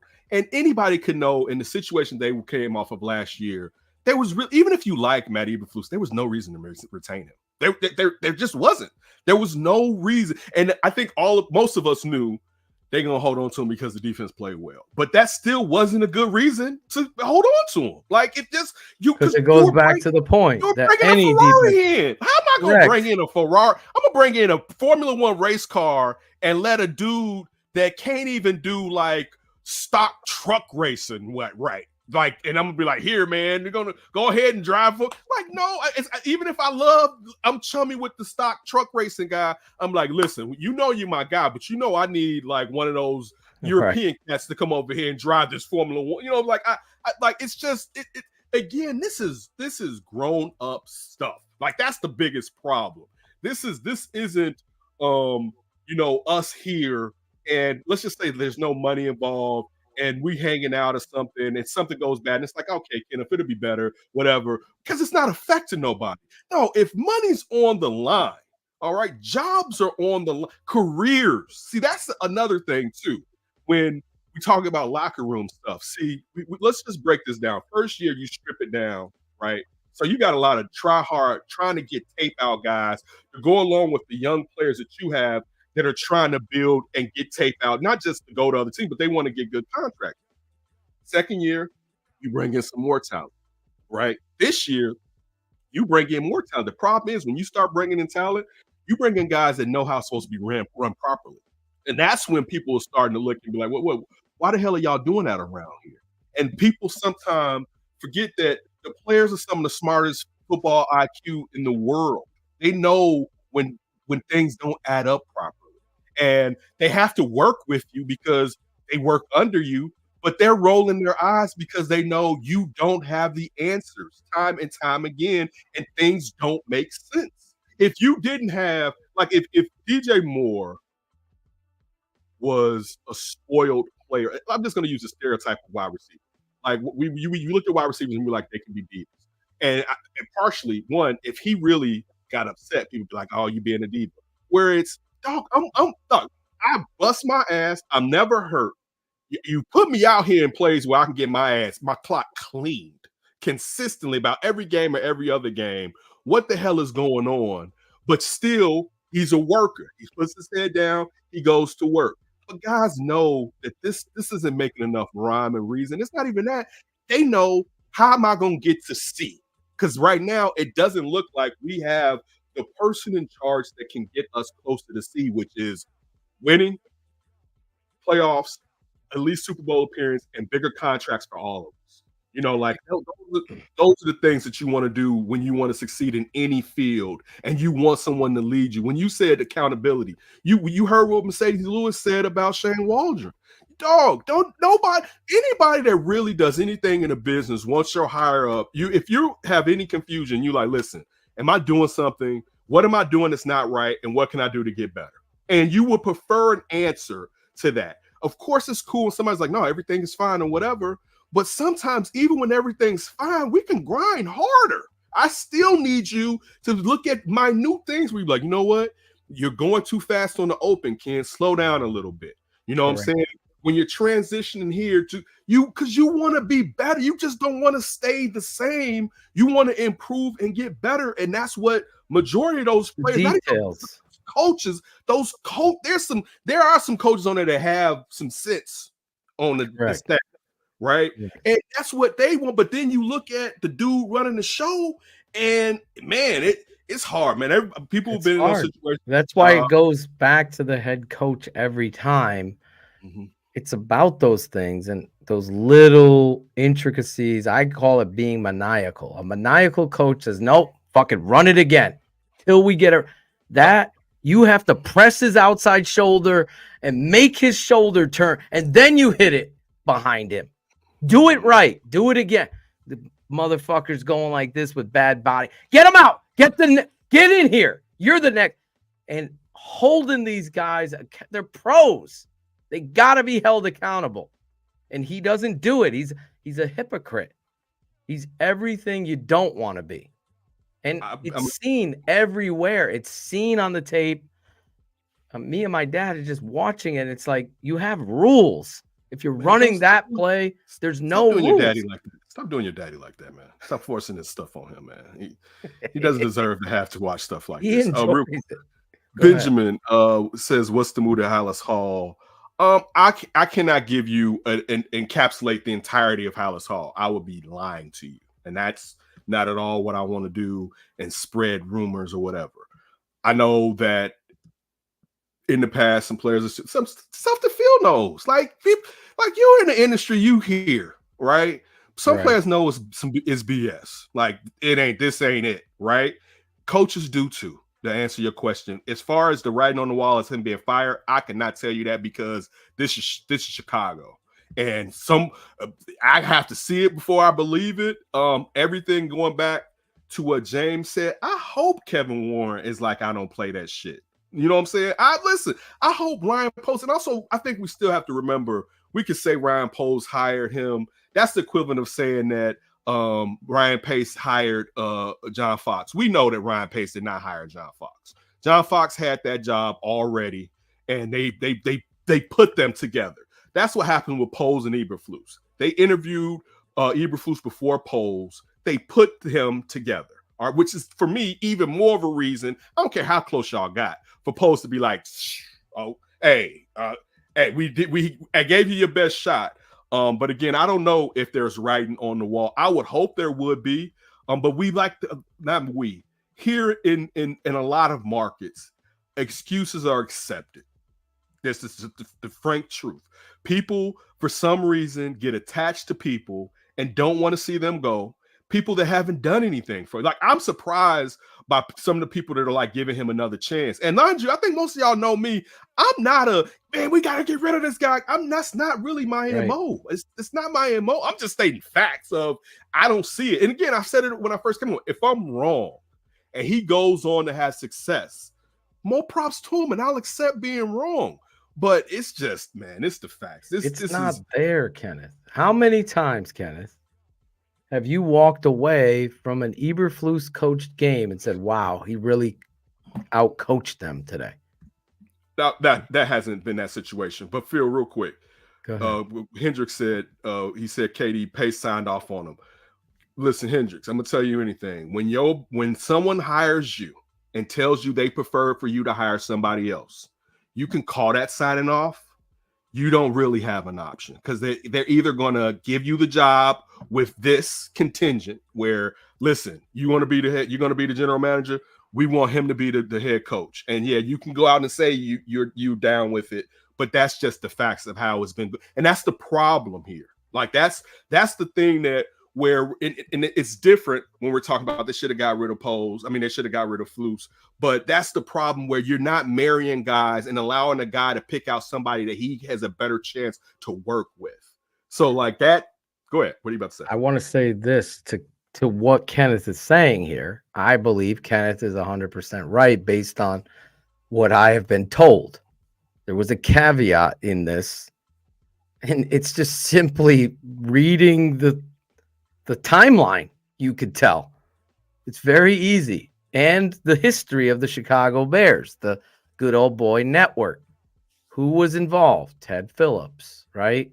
In the hiring of the new GM, who also had a hand in Fox. And you know the stories, right? So let's get back to this. So let's fast forward now to the offensive coordinator, what James Daniel is talking about here. Well, let's go back to what Kenneth said earlier.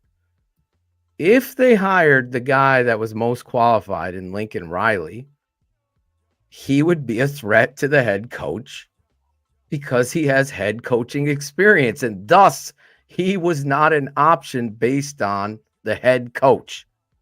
So the head coach put a kibosh on that, where, yes, you could take a shot at GM Ryan Poles or whoever, Kevin Warren, saying, why didn't you overrule that?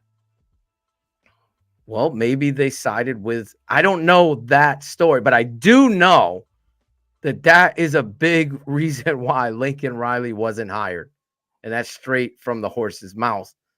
And I'm just telling you, I can quote Dan Quinn, who left there and knew that he wasn't a fit for them because he was too honest. If you quote and then you look back on Bruce Arians and you just look at these things. Go ahead. Who was the other one? Ballard. Remember when they were Yes, looking? Chris Ballard, when he said, listen, 2 guys must go if I'm the GM. The guy over there, Millhouse, a.k.a. Ted Phillips, and Jay Cutler. Well, George put an end to the interview after it was said of those. So that's the problem. So now George is just a fan, but no, he's not. Because if you really were a fan, you'd say, you know what, this guy really would help us, whether you believe in Chris Ballard or not.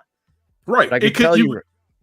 No, you're right, because Chris Ballard hasn't gotten it done in Indianapolis. But the fact of but still, we're just pointing out the history of all of this is what we're just trying to say. And it's just the likeliness of, and I forgot who put it up here earlier, talking about, you get hired, may have been James too, and they give you 3 resumes saying you pick one, you're cut off at the knees. Like, and again, that's how a lot of businesses, even Waldron can. There's no way. I'm an offensive guy. That's my specialty. I'll be the first to admit it. I can be a defensive coordinator, but I'm most comfortable offensively. There is no way in fucking hell I'm going to let someone match me up with an offensive line coach. That's facts. 100%. Nope. I got to have my guy.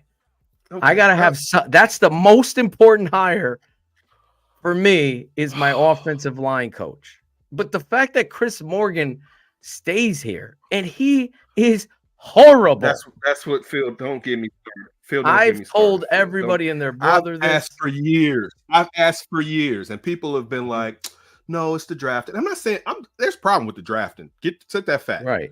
But I've been fed this SEMO stuff. And then now my reporter friends are like, well, maybe. But when I asked y'all, what's up with the development? It was like, no, there's not a problem with the development. And to your point, it's the same thing with Eberflus. What had Chris Morgan done to where you're like, dog, do you see how he's turning these players around? We can't let him walk out of the building. Your offensive line in pass pro has been laying like it's going out of business. Don't even have rules.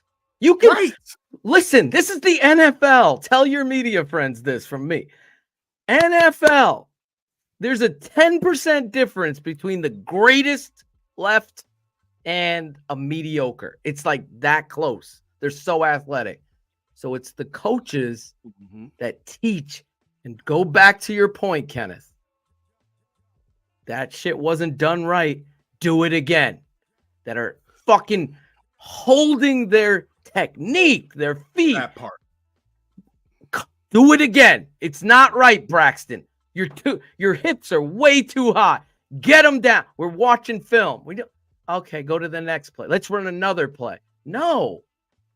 That guy is not, they don't have any rules. If we come out to run this play, this is how you block it if they're in this front. If they switch mid count cadence, we got to have the answer. Now we got to block it that way. They don't do that. They just, okay, that's an outside shaded 3 technique. I'm going to try to block him with the center. It's impossible for him to, you can't do it. You just wasted a play based on your preparation, technique, and teaching and fundamentals. All the things you say are so heavy a priority are showing up on tape as bullshit. That's why I'm always the first one to say, okay, this guy's a sham. I've been a head coach, been an OC, I've been a running back coach, offensive line coach. I know what the difference between a shoe salesman is and someone that I could say, okay, this guy is preaching and teaching technique. There's a reason why San Francisco makes running the ball look sexy because they have a answer for every front based on what we're running and what we're calling. It's that simple. It's technique and teaching. It's not being done. And it's just a crossover. Okay, we'll just pass it over to the next guy.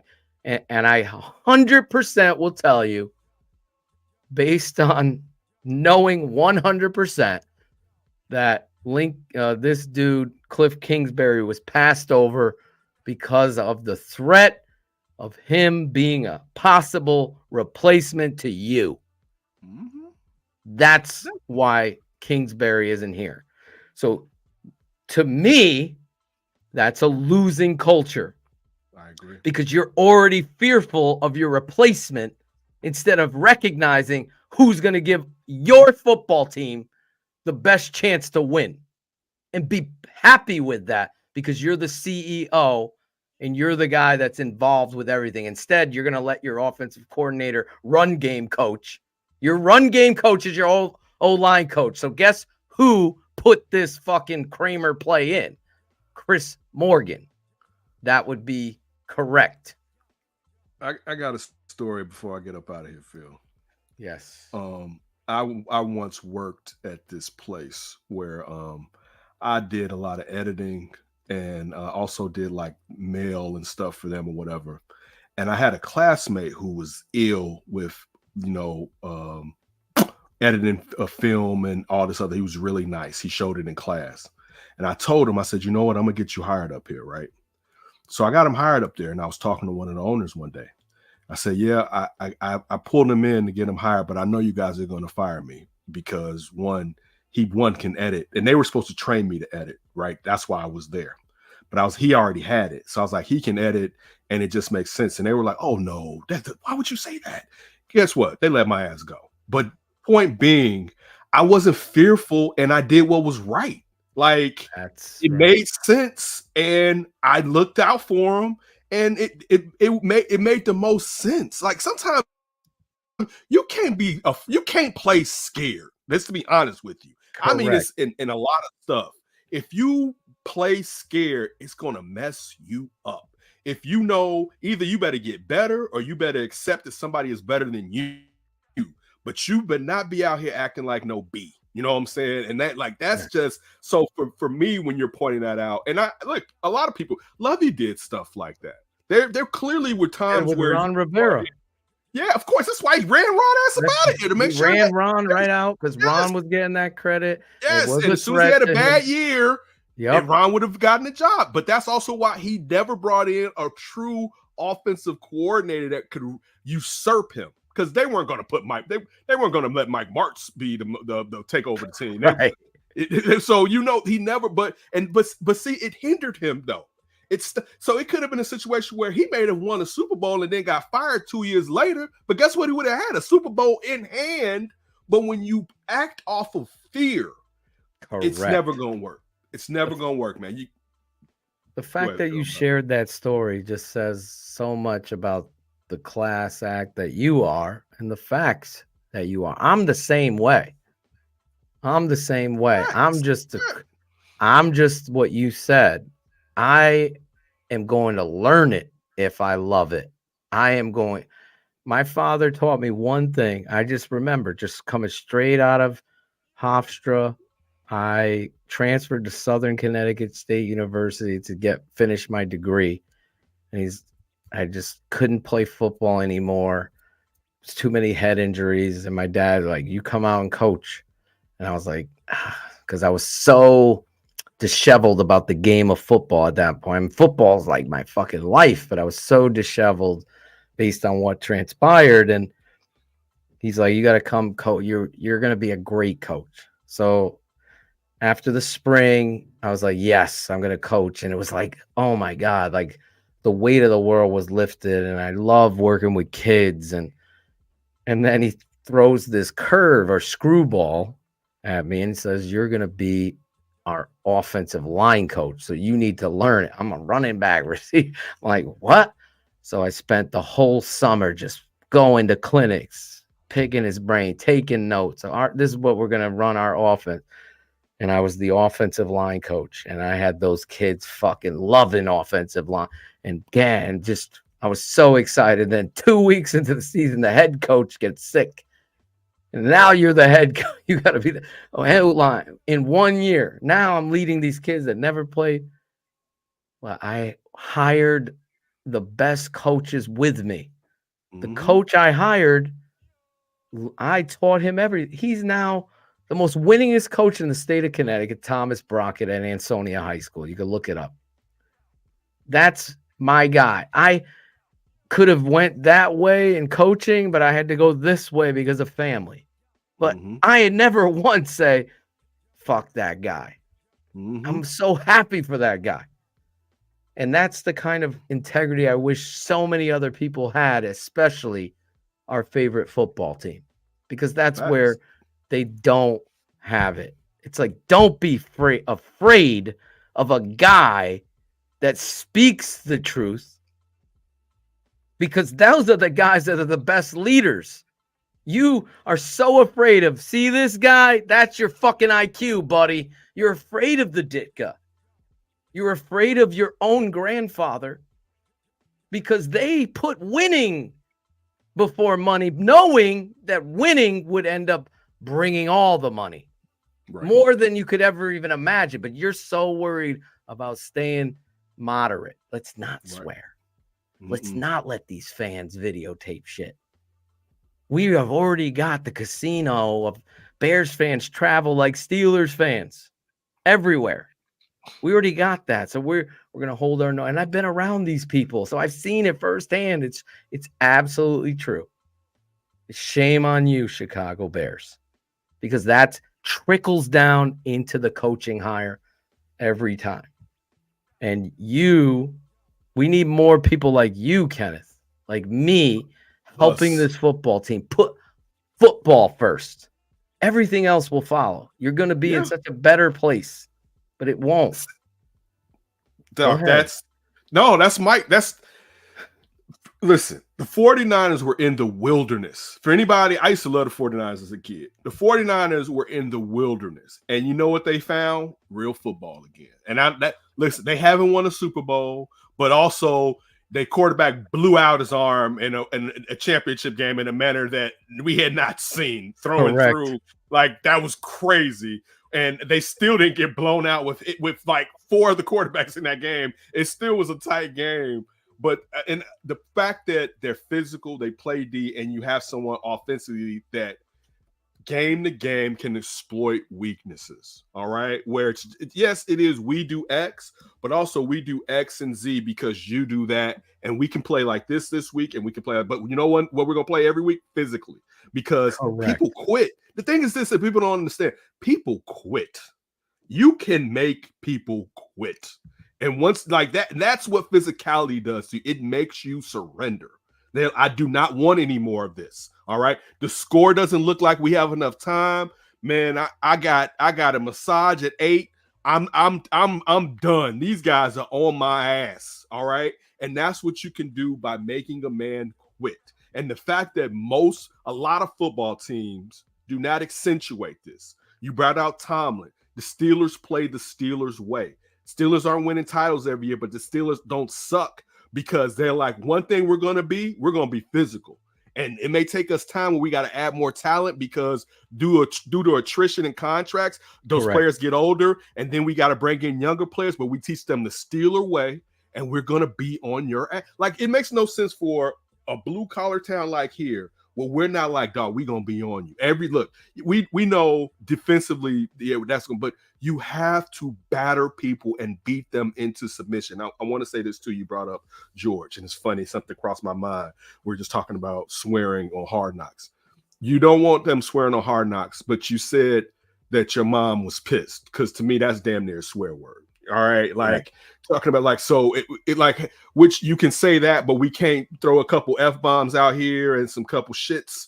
You know what I'm saying? Like when somebody, particularly when you're trying to voice frustration, like that's the thing where you're talking about improve everything you just said about truth tellers. And I know it may seem simplistic. It may seem just slow. That, man, you guys talking about you got to be cursed. It's not just the fact that you have to be cursing is being authentic is the thing. Like that's the thing where it's like you're not even living in a football world, and that's where it's just like, dude, this is not as difficult as you make it. Every few years they're gonna come out with some new stuff offensively that's gonna be the rave for a few years, all right? But you know it's never gonna change. If I run this rock and beat up on you, 9 times out of 10, I'm probably gonna beat you, unless you're just that team that year where you're the Kansas City. You know what I'm saying? Where you can get out of any type of wrestling move I put you in, even if if I'm outweighing you.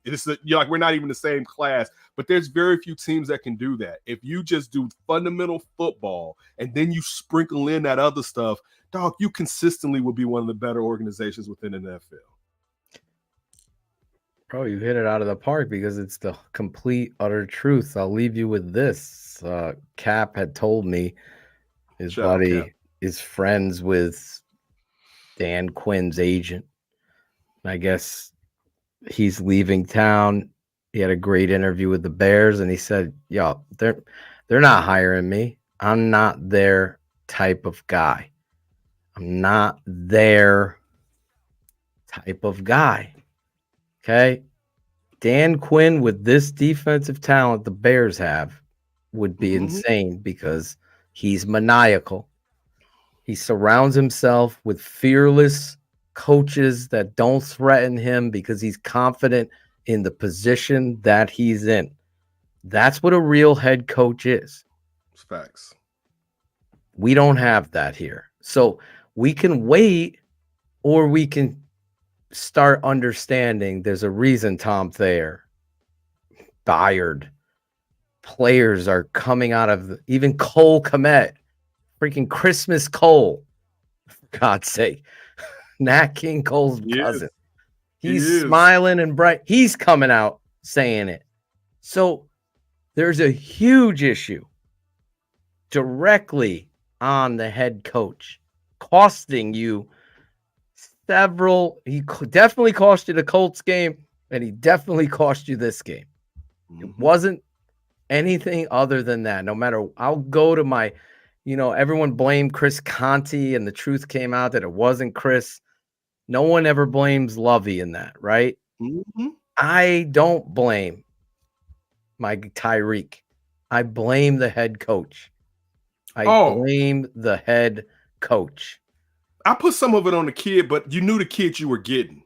And that also, that's a discussion. I gotta go. We're not gonna do this. We'll say this because that goes to you only wanted schoolboys in here, but you made exceptions. All right. And it's like you could have made some other exceptions because your coach was supposed to be able to galvanize and make sure we can get, if he's a disruptor, him to get on board.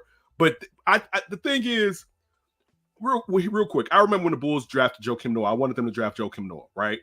And I always knew that Joakim Noah was a knucklehead and he was going to mess up. He did something where Ben Wallace and Adrian Griffin told the head coach at the time, you need to suspend him longer or whatever. And I thought he was going to have a couple more mess ups after that. After that, he straightened up and flew right. So I'm using that, I'm prefacing that to say the same thing with Tyrique. We know him playing the star at Georgia, we know, okay, he may have some maturity things he has to grow up. You knew that. You have to have somebody that can bring him along and do that. So that's where it's not where I'm frustrated because we kind of know who this kid is. He's a physically gifted quarterback, right? But we know, okay, kid, there's going to be some maturity stuff with you, and we need to start getting it along the line right now. So that's where, to your point, it falls on your head coach because because you know who that player is. You're supposed to spend even more time letting him know you're not putting up with that type of shit. Like, yo, you know what I'm saying? Like, just for instance, and I don't want to beat a dead horse, but you bring up the Mike Tomlin stuff. We would have tape of Mike Tomlin walking up to him pregame and doing summer practices, saying snarky stuff to him like, "Don't do that shit. I don't want to see you. Hey, don't be, you know what I'm saying?" And that's what instead of giving people nicknames and shit, that's what you need to be doing. You know what I'm saying? Like that's 100%. I said it to Shane on the phone. I want to just piggyback off this. I go, you know what a real coach does? Remember when he hit the kid in the face? It might have been the second guy, but he got caught and he gets the. Do you ever see him put his arms or talk to the player who caused something? It never happens, to Kenneth's point. There's never a direct, get over here. Come here. You got to be better, Matt. What are we thinking there? That's your job. That's your job as the head coach. Use your brain. Come here. Come here. And get in their face with tough love. They know that you care, but you fucked over your brothers here.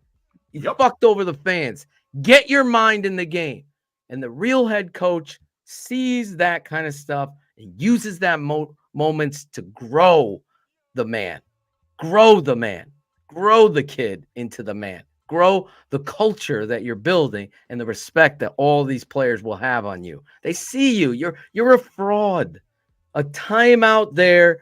Anybody, I want you to watch the sidelines. How many coaches are near Eberflus, or is he near? Any game. Show me any game where any coach is near him and we're discussing things. They're not. They're nowhere near. No one's near this fucking guy. There's no togetherness. There's no fucking understanding of situations and having your best, the team's best interest. It's always just him standing there, not knowing or talking on the headset. He's completely not a head coach. And the last point is you're by yourself, right? And somebody has to see Stevenson talking with the fans or just being outlandish in this critical moment. Eberflus is talking with Jalen Johnson. I was trying to read his lips and what he's telling him or something. I don't know what exactly he is. That's happening to the play. But somebody on the staff has got to see, and nobody goes up, Coach, we need to. He's not even ready. Nobody's maniac because nobody can threaten King Joffrey, as Chubbs is called. That was a good one. It is. No, the King Joffrey thing is no, that's what I'm saying. That's what I'm saying. No one's going to King Joffrey to tell him how to lead because they can't. Let them wait. Exactly. And the Bears are suffering. Their whole football team is suffering. And listen, you're outstanding. I love you. You're always wanted and welcome to come on the airways. It's been too long, and I so appreciate you stepping in for Shane tonight and bringing this show to a level of expectation that we put forward for it, especially after what they're making fucking t-shirts in Washington over this game now. T-shirts, bro. Don't do me like don't do me like that, man. I'm trying to. No, it's not. It's not it's the NFL. It's the NFL. Oh, it was the NFL that did it? NFL is making T-shirts of the jump ball scene. Wow. That's what they're doing right now. They're selling it on NFL Pro Shop, Kenneth. Wow. That alone, right? Dog. That alone is. I'm calling you on the carpet and I'm letting you know that you have a finite amount of time. Because dude, I did not get this supercar here for you to do the type of wheeling and dealing you've been doing in the past. And if you cannot step up to this level, it's no hard feelings. It's just facts. And that's the thing where it doesn't have to do with who likes who, who's friends with who. This has to do with expectations and what you're getting out of it. This is it, man. That's just real life stuff. If you can't be mad, I'll say this. I'll say this. You can, if you go and do any business with somebody you cool with, right? Let's just hypothetically say me and you work for an organization. You pull me into the organization field, right? Mm-hmm. And I don't live up to the standard that's set. And they let me go. How dare I be mad at you? Man, you know what, man? They let me go. Fuck field. Dude, he put his name on the line for me and I didn't live up to it. So now he can't bring in people in like he could before that. So that hurts his name, right? But also he did me a solid. And even if it was even if it's just something I couldn't get over, I have to be honest with myself. I couldn't get it done. And I just got to honor that and be like, I understand why. It doesn't mean I like it, but we grown. Like we're not little kids. You know, like none of us for the most part, I don't think, are like in their early 20s or teens where you don't know the real world and real life. This is grown man shit. All right. And if you can't cut it, you got to get off the pot, man. That's just the facts. If you got to be honest, man. Listen, you got to appreciate you had the chance. That's the thing that a lot of people don't understand sometimes, man. People be like, man, I didn't get it done. But guess what? You had an opportunity that a lot of people never got. So just be happy. Be happy you had the opportunity. Then go back to, and you still have an opportunity. You have a trade that other people are going to want as far as being a DC. So it's not like you're going to be in poverty or this is it. And nothing. One, you made more money that you could have as a coordinator, and now you can go back to that and get some more money. So this isn't like a woe is me type of situation, but it's just the facts on what this organization has to do to get to the level of what they actually can do it. This a lot of times over the years we're like praying and hoping and wishing. That's not a lot of hoping and wishing on this one. They got enough players to be really good right now. Like they do on not even just on paper, you can see it outside. The biggest thing is the O-line, and hopefully that'll be addressed in this offseason. But they got a lot of the answers, and a lot of times we're like, there's more holes. We're like, man, but there's not as many holes. Like there's a lot of stuff that you can do with this team, but you can't squander it on somebody that can't get the job done. And that's just, I think I'll just say here for Chicago, that's something that it just needs to end. And fans have to stand on it, you know what I'm saying, to cause ownerships to be honest with what's going on. But that has to end, man. We cannot just give our resources to anybody who is not appreciative of the resources that we are pouring in. Like that's just, and I think there's some organizations here worse than the Bears. I'm just being honest with you. I know this is football centric. There's a couple places I could light the hell up right now where you don't think the Bears care about the fans. I can tell you some people that really don't give a fuck about some fans in Chicago. All right, like don't care. Like White Sox. Even I know that, and I hate baseball. Right? Like it's like it will spit in your face and tell you kick rocks. All right. And this is after you gave them your money. Like, but again, I hope it comes to fruition. Phil, look, I appreciate you. You know, I love you. I hope the family and everybody's good. The same with Shane. I hope him and his dad had a great night and everybody's healthy. Everybody in the chat, Sherry, Ivan, all the guys that are always connected with this. I hope everybody is safe. I look forward to talking to you guys down the line. I appreciate it anytime coming down here because you know you're good. You know I got an affinity for you. I know you have an affinity for me. We don't have to ever do this again as far as coming on here, and you will still be my guy for the rest of my life because I just know, based on what I know about you, you've been a quality person in my life. So, and I can only go off of what I know. You know what I'm saying? That's how it should be. That's all it is. How it is with me. Yeah, we might be in Chicago. I know Shane is going to be in Chicago, not this weekend, but next weekend. So TTNL will be there. Me and my dad might be there. We have the playoff game. We fought our way into the playoffs, which I'm proud of, our young team. Yeah. We're the youngest team in the league, and we were able to finish out with 3 wins and get into the playoffs. And now we play this Sunday. If we win this Sunday, then we'll be playing next Sunday. So I won't be able to go to Chicago. But Shane is definitely going to be there with Riley. I know they're going to want to see you. So they'll keep you posted. And I know there'll be I'll pop out and have a beverage. There you go. Them. Yes, they're going to let you know Saturday night. Okay. They're going to plan something. So I'll keep you in the loop too if God willing, because people. No, man, get that playoff game. We got to get the play. We got to win. Yeah, get that in. This is the revenge tour. I talked to these kids tonight.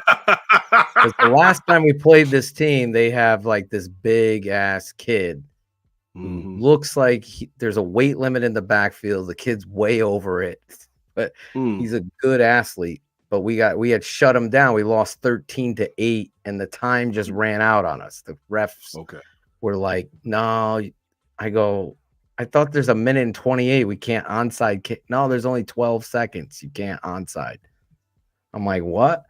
Anyway, now we're going to come. We know what we're getting into. It's going to be a battle. They're 6-8 8-3. We're 4 and what is 9 games? 4 and 5. 4 and 5. So there you go. So now we're gonna get after it this weekend. So yes, I hope we win and then make the revenge tour like the what was it, the 07 Giants? Got backed in there. Then we're able to beat the undefeated Patriots. NASCAR their ass all the way to the championship. There you go. NASCAR. That's right. Anyway, Kenneth, tell the family I was asking for them as well. Your wife, such a sweetheart. To tell her I do talk a lot, but so does her husband. She knows. She knows. But if I'm coming on here, it's like she went to bed, babe. She's like, okay. You said Phil. Okay, I'm just gonna go. I was like, you know what it is or whatever. But yeah, I appreciate you, Phil, and I'll talk to you guys down the line. Everybody, please be safe, man. All right, the great Kenneth Davis. Follow him on his socials, and he is going to be turning up and turning out great quality content. Love you, Kenneth. Appreciate you, man. Have a great night. The great Kenneth Davis, Ivan. Love when he comes out there. 100%. Talks to us, breaking down the Bears. Just listen, I don't have to sugarcoat shit. It's just authenticity. Exactly what we talked about. He's just a great human being.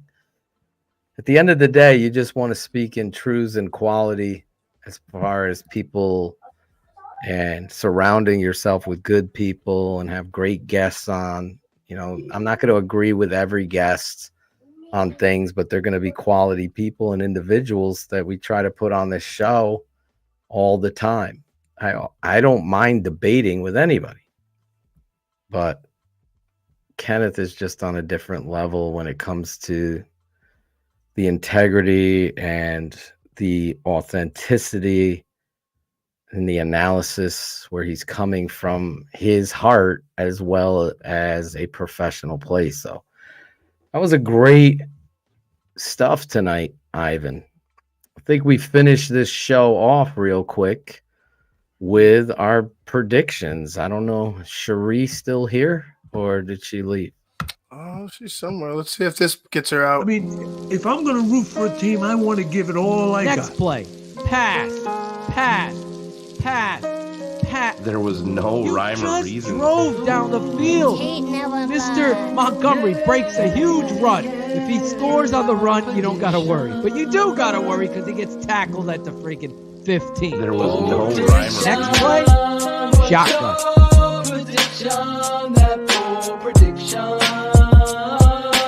The tape never lies. Bold prediction. What's your prediction? What's your prediction? The old line is playing shitty. What's the skinny? No identity. If Nagy can't find it, there's still no identity. The old line's playing shitty. No identity. All those things. The only thing we have to change the lyric is Nagy to Eberflus. Fuck. It's crazy. Bold predictions. Real quick, Bill Wagner, $18. Don't forget the T in HIT stands for the football. It's gone from Tressman to Fox to Nagy to Flus. We're cursed. I hope the curse is ending with the star of Caleb coming down. There's 2 moons in the sky. Maybe that'll change the course of or polar shift of the Chicago Bears. But yes, prediction time. Ivan, we are playing the Arizona Cardinals. Who won a game and had their quarterback come back and play some good football for them. The Chicago Bears are coming off a horrible loss, defeated loss. When you have, what was that, Sports Illustrated or ABC Sports, when the crushes from the agony of defeat. You had the thrill of victory to the agony of defeat. The agony of defeat was how not only my feet were killing me because I was jumping, slammed my phone on the ground, and everything else after that game. But there's no I don't know if I've ever. I mean, Cody Parkey, the double doink. That's the area with which I felt at this game. Like, I don't know about you, but every time I see the replay, I'm feeling like maybe it'll change. Phil, I mean, seeing it live, I was looking. I remember turning to Carrie, and I was like, "This is real." I was like, "This happened. This happened to us." Oh Just my like God. it was. Do you just lay down? Like, how did you? No, what did you do? we looked at each other and we just started walking to the exit because that's all you could do at that point. Like we literally were just hugged because before we get to the prediction, it was just so agonizing that it dragged on. The Bears didn't seem like they had a clue, and trust me, once you show the film tomorrow, everybody will understand why. But it was so, and then all of a sudden for them to come back and Caleb to make these throws and DJ to show up, and then all of a sudden they fuck up, but then their defense gets them out of it once again, and they come back, and it got every Bears fan in there hyped. An emotional roller coaster. Oh my God! And there was, like I said, there was no telling about how the game was going inside because of how many Bears fans were present. Like I'm telling you, I went to the bathroom and there's huge cheers. I'm like, what the hell's going on? Like, is that good cheers or is it bad cheers? So I'll run back and the Bears are, the Bears would do some good. But that moment, stayed in the bathroom, Ivan, during the throw. But trust me, Kerry almost had me go back because they were driving a couple of times while I was gone. Kerry's like, Ivan, every time you leave, they do something good. Go back. But yeah, it sucked. It really sucked. We had no words. We had no word. You heard us. You heard me after and BHL, and that's kind of what it was, man. And then the aftermath of it is just not. It's not good. But right now, hopefully, we could get past that and find a way to get a victory here against Arizona. Yes, that's where we start here. Bold predictions. What do you got, Ivan, this weekend? Start out with the bold prediction. I'll say that Roschon Johnson gets 2 touchdowns. Roschon Johnson, 2 rushing touchdowns. Final score? I will say the Chicago Bears win. Mm-hmm. It's going to be a lower scoring game.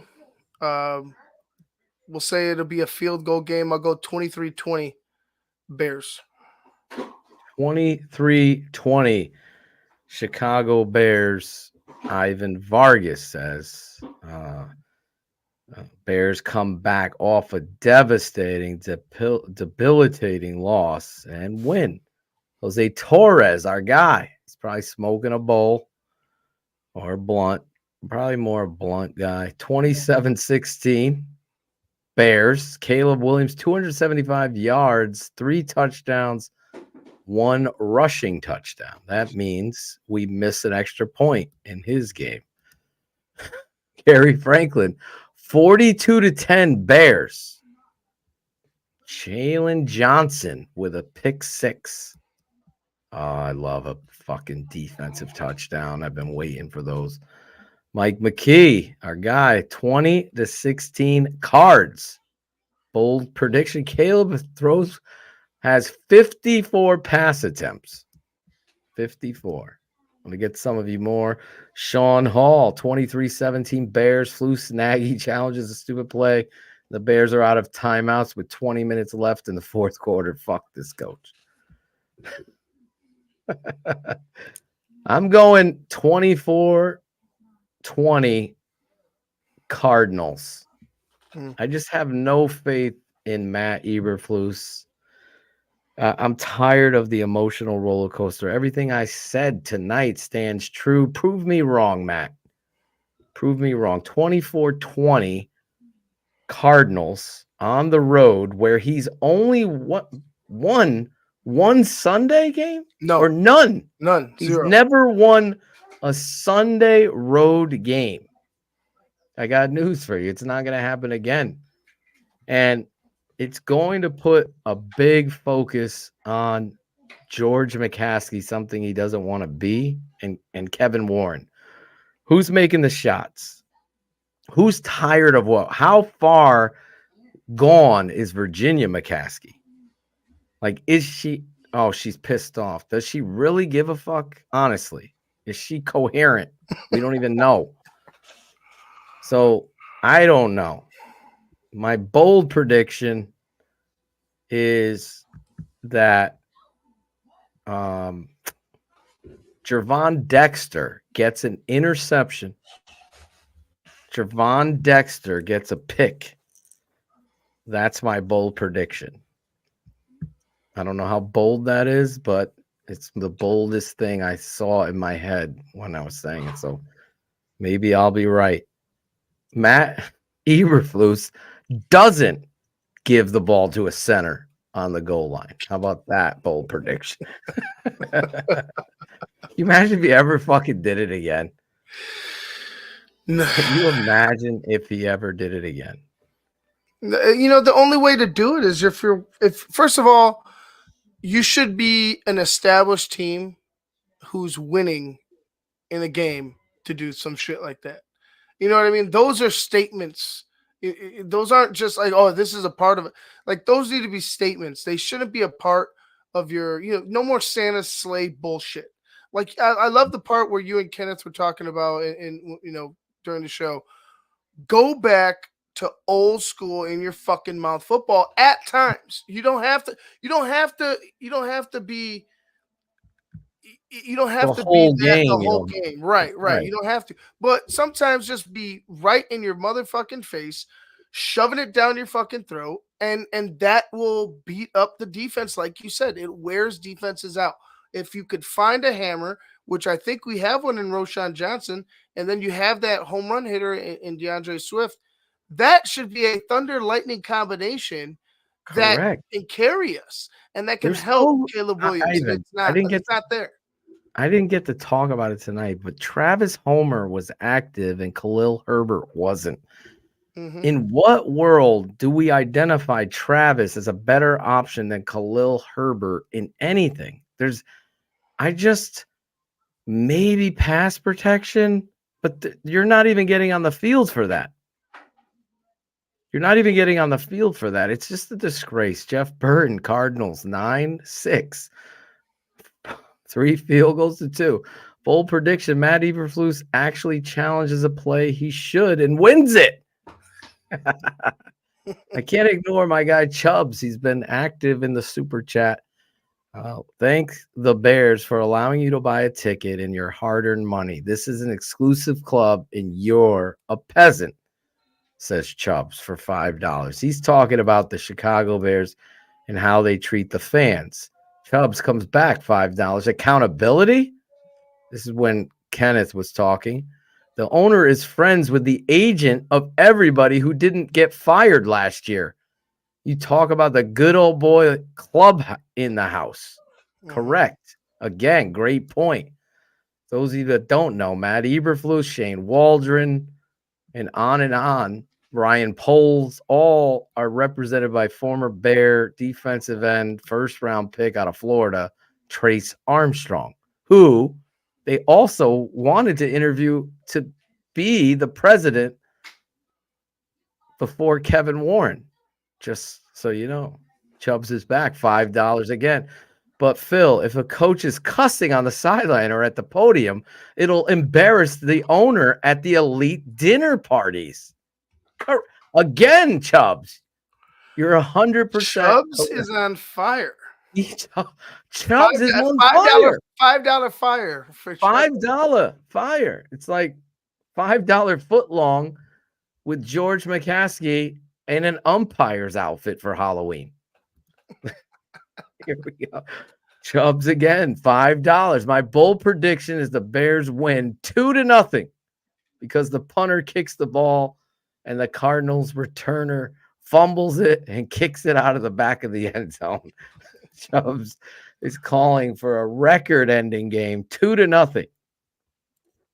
Well, funny, crazy things have happened in that stadium in Arizona. One of which is, I believe, Rex Grossman threw 4 interceptions that night, or was it 5? I'll have to double check, but it was And a the lot. Bears were able to pull off a victory that I still to this day can't even fathom. It was just a whole Brian Urlacher takeover with Peanut Tillman, little Mark Anderson. We lost Mike Brown that night, recovering a fumble. I believe he tore his Achilles, if I'm correct. It could be his foot, but I thought it was the Achilles. But again, C Spags 007 2313 Bears. Flu says we did a really good job. You should play a game if we can bold predict Fluce's post-game press conference. Shane and I want to add some more segments to the show. He's got to bring back dumbest tweets of the week. That's number one. Then we want to have a segment on Wednesday nights where we break down 2 or 3 plays on tape, defense or offense, big plays in the game. And then write us and let us know a segment you think you want to watch. Ben Ricketts 27-21 bold prediction commits 2 TDs, and Caleb has a rushing TD. It was 4 interceptions that night and a fumble from Grossman. So turn the ball over five times. Do you think we still make the playoffs? What do you think? I can't even predict that because, listen, there's so many analogies out there, but I'll just make one up off the top of my head. Okay. When you have somebody that's in charge of the whole thing that's so unbearable and it's completely not able to do it, it's hard to predict a course of winning consistently. So the analogy is this: you don't give a new driver or you don't put certain gas in a Mercedes. That's what the Bears are doing here. They're putting the shitty gas in a luxury car. That's what you have, a luxury lineup, Dalton. That was $1.99. Sorry, I thought I was on mute. My bad. I thought I clicked mute. My bad, guys. What? Tyrique, are you okay back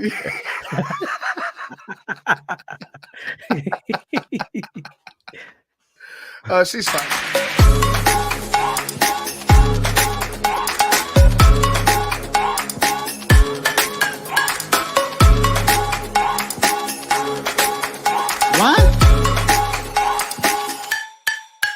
What?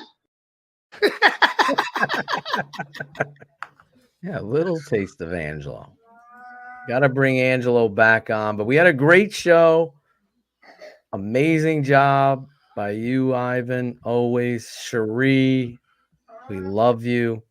If you're not a patron, become a patron. TheTapeNeverLies.com. Ivan has been stepping up for me each and every week. Shout out, toast to you, Ivan. I know the fans love you, and you've been cutting tape for me so I can get these shows, and I'm coaching and dealing with a lot. So, yes, Bo, shout out to your dad. Great job. And I appreciate you for doing that. We're going to get more, obviously, into the defensive side of the football in the coming weeks. We just haven't had time. And trust me, I get out of work. I do work a full job. I'm not asking for your sympathy, but I just want your perspective. I get out of work. I immediately come home, get changed, and go to football practice. And then get out at 8:15, 8:30, come home, eat, then do it all again. And getting these kids prepared. And when I say this, I'll be completely honest, guys. I have been coaching a long time. I'm super proud of the job our coaches and our kids have done this year. We are the youngest team, by far the smallest team in a very physical league, and these kids battled their butts off, and that's the testament to them and everything that they've put in and believed in what we're doing and teaching. That we're even in the playoffs is amazing, and I'm excited. Hope to share that, and it's a testament to all of you TTNL fans that every place that we have gone to play, I'll say this and I'll shut up. Everybody's like, oh my God, those uniforms are fucking sick. We love your uniform. Oh my God. You got the right ones, right? The right uniforms. We got the right ones. Right, okay. At no cost after that. So, thank you to everybody that donated towards these kids and our league and myself. There's met a lot of friends through this network and social media and this show, and those kids don't even know how lucky they are to have people all over the world donating towards them that don't even know them, so they can suit up on Saturday nights or Sundays and play the game of football. Even I will tell you, like, holy shit, these uniforms are so sharp.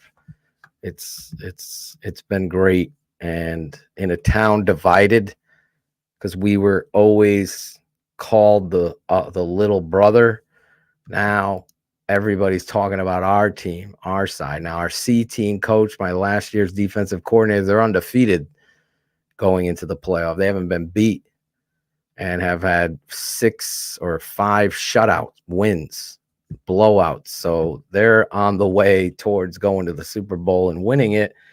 Let's hope. I know he'll be pissed that I said that.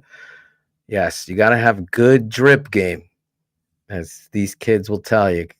My son will stand in the mirror, look at himself. All these kids have to have their swag, their drip.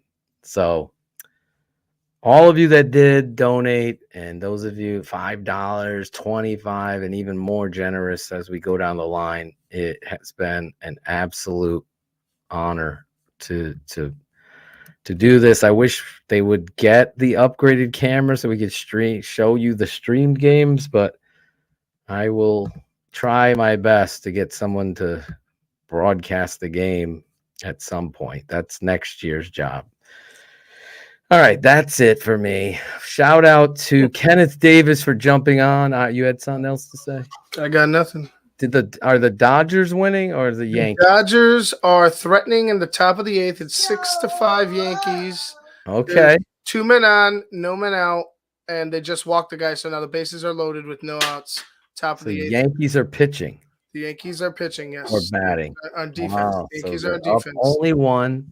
No outs right now. So. Top of the 8th. Yep. Shane and his dad. Shout out Shane and his dad watching World Series together. I respect that. Family first, we always say. Shane will be back on Bears Hour Live. Mm-hmm.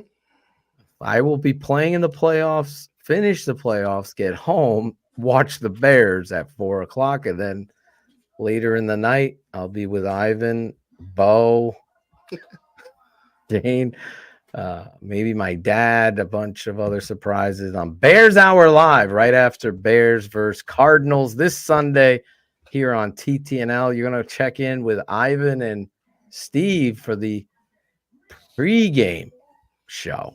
Oh, yeah. Pregame.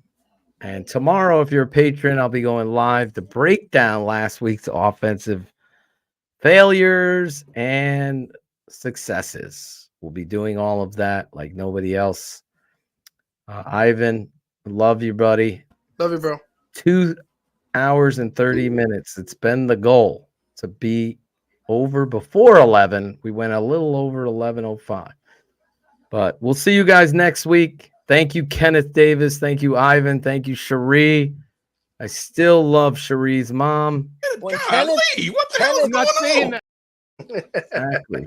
I'm sure there's a few more great nuggets from Kenneth and myself tonight. Hopefully, we'll see you guys over the weekend on a victory. I hope I'm wrong in my predictions.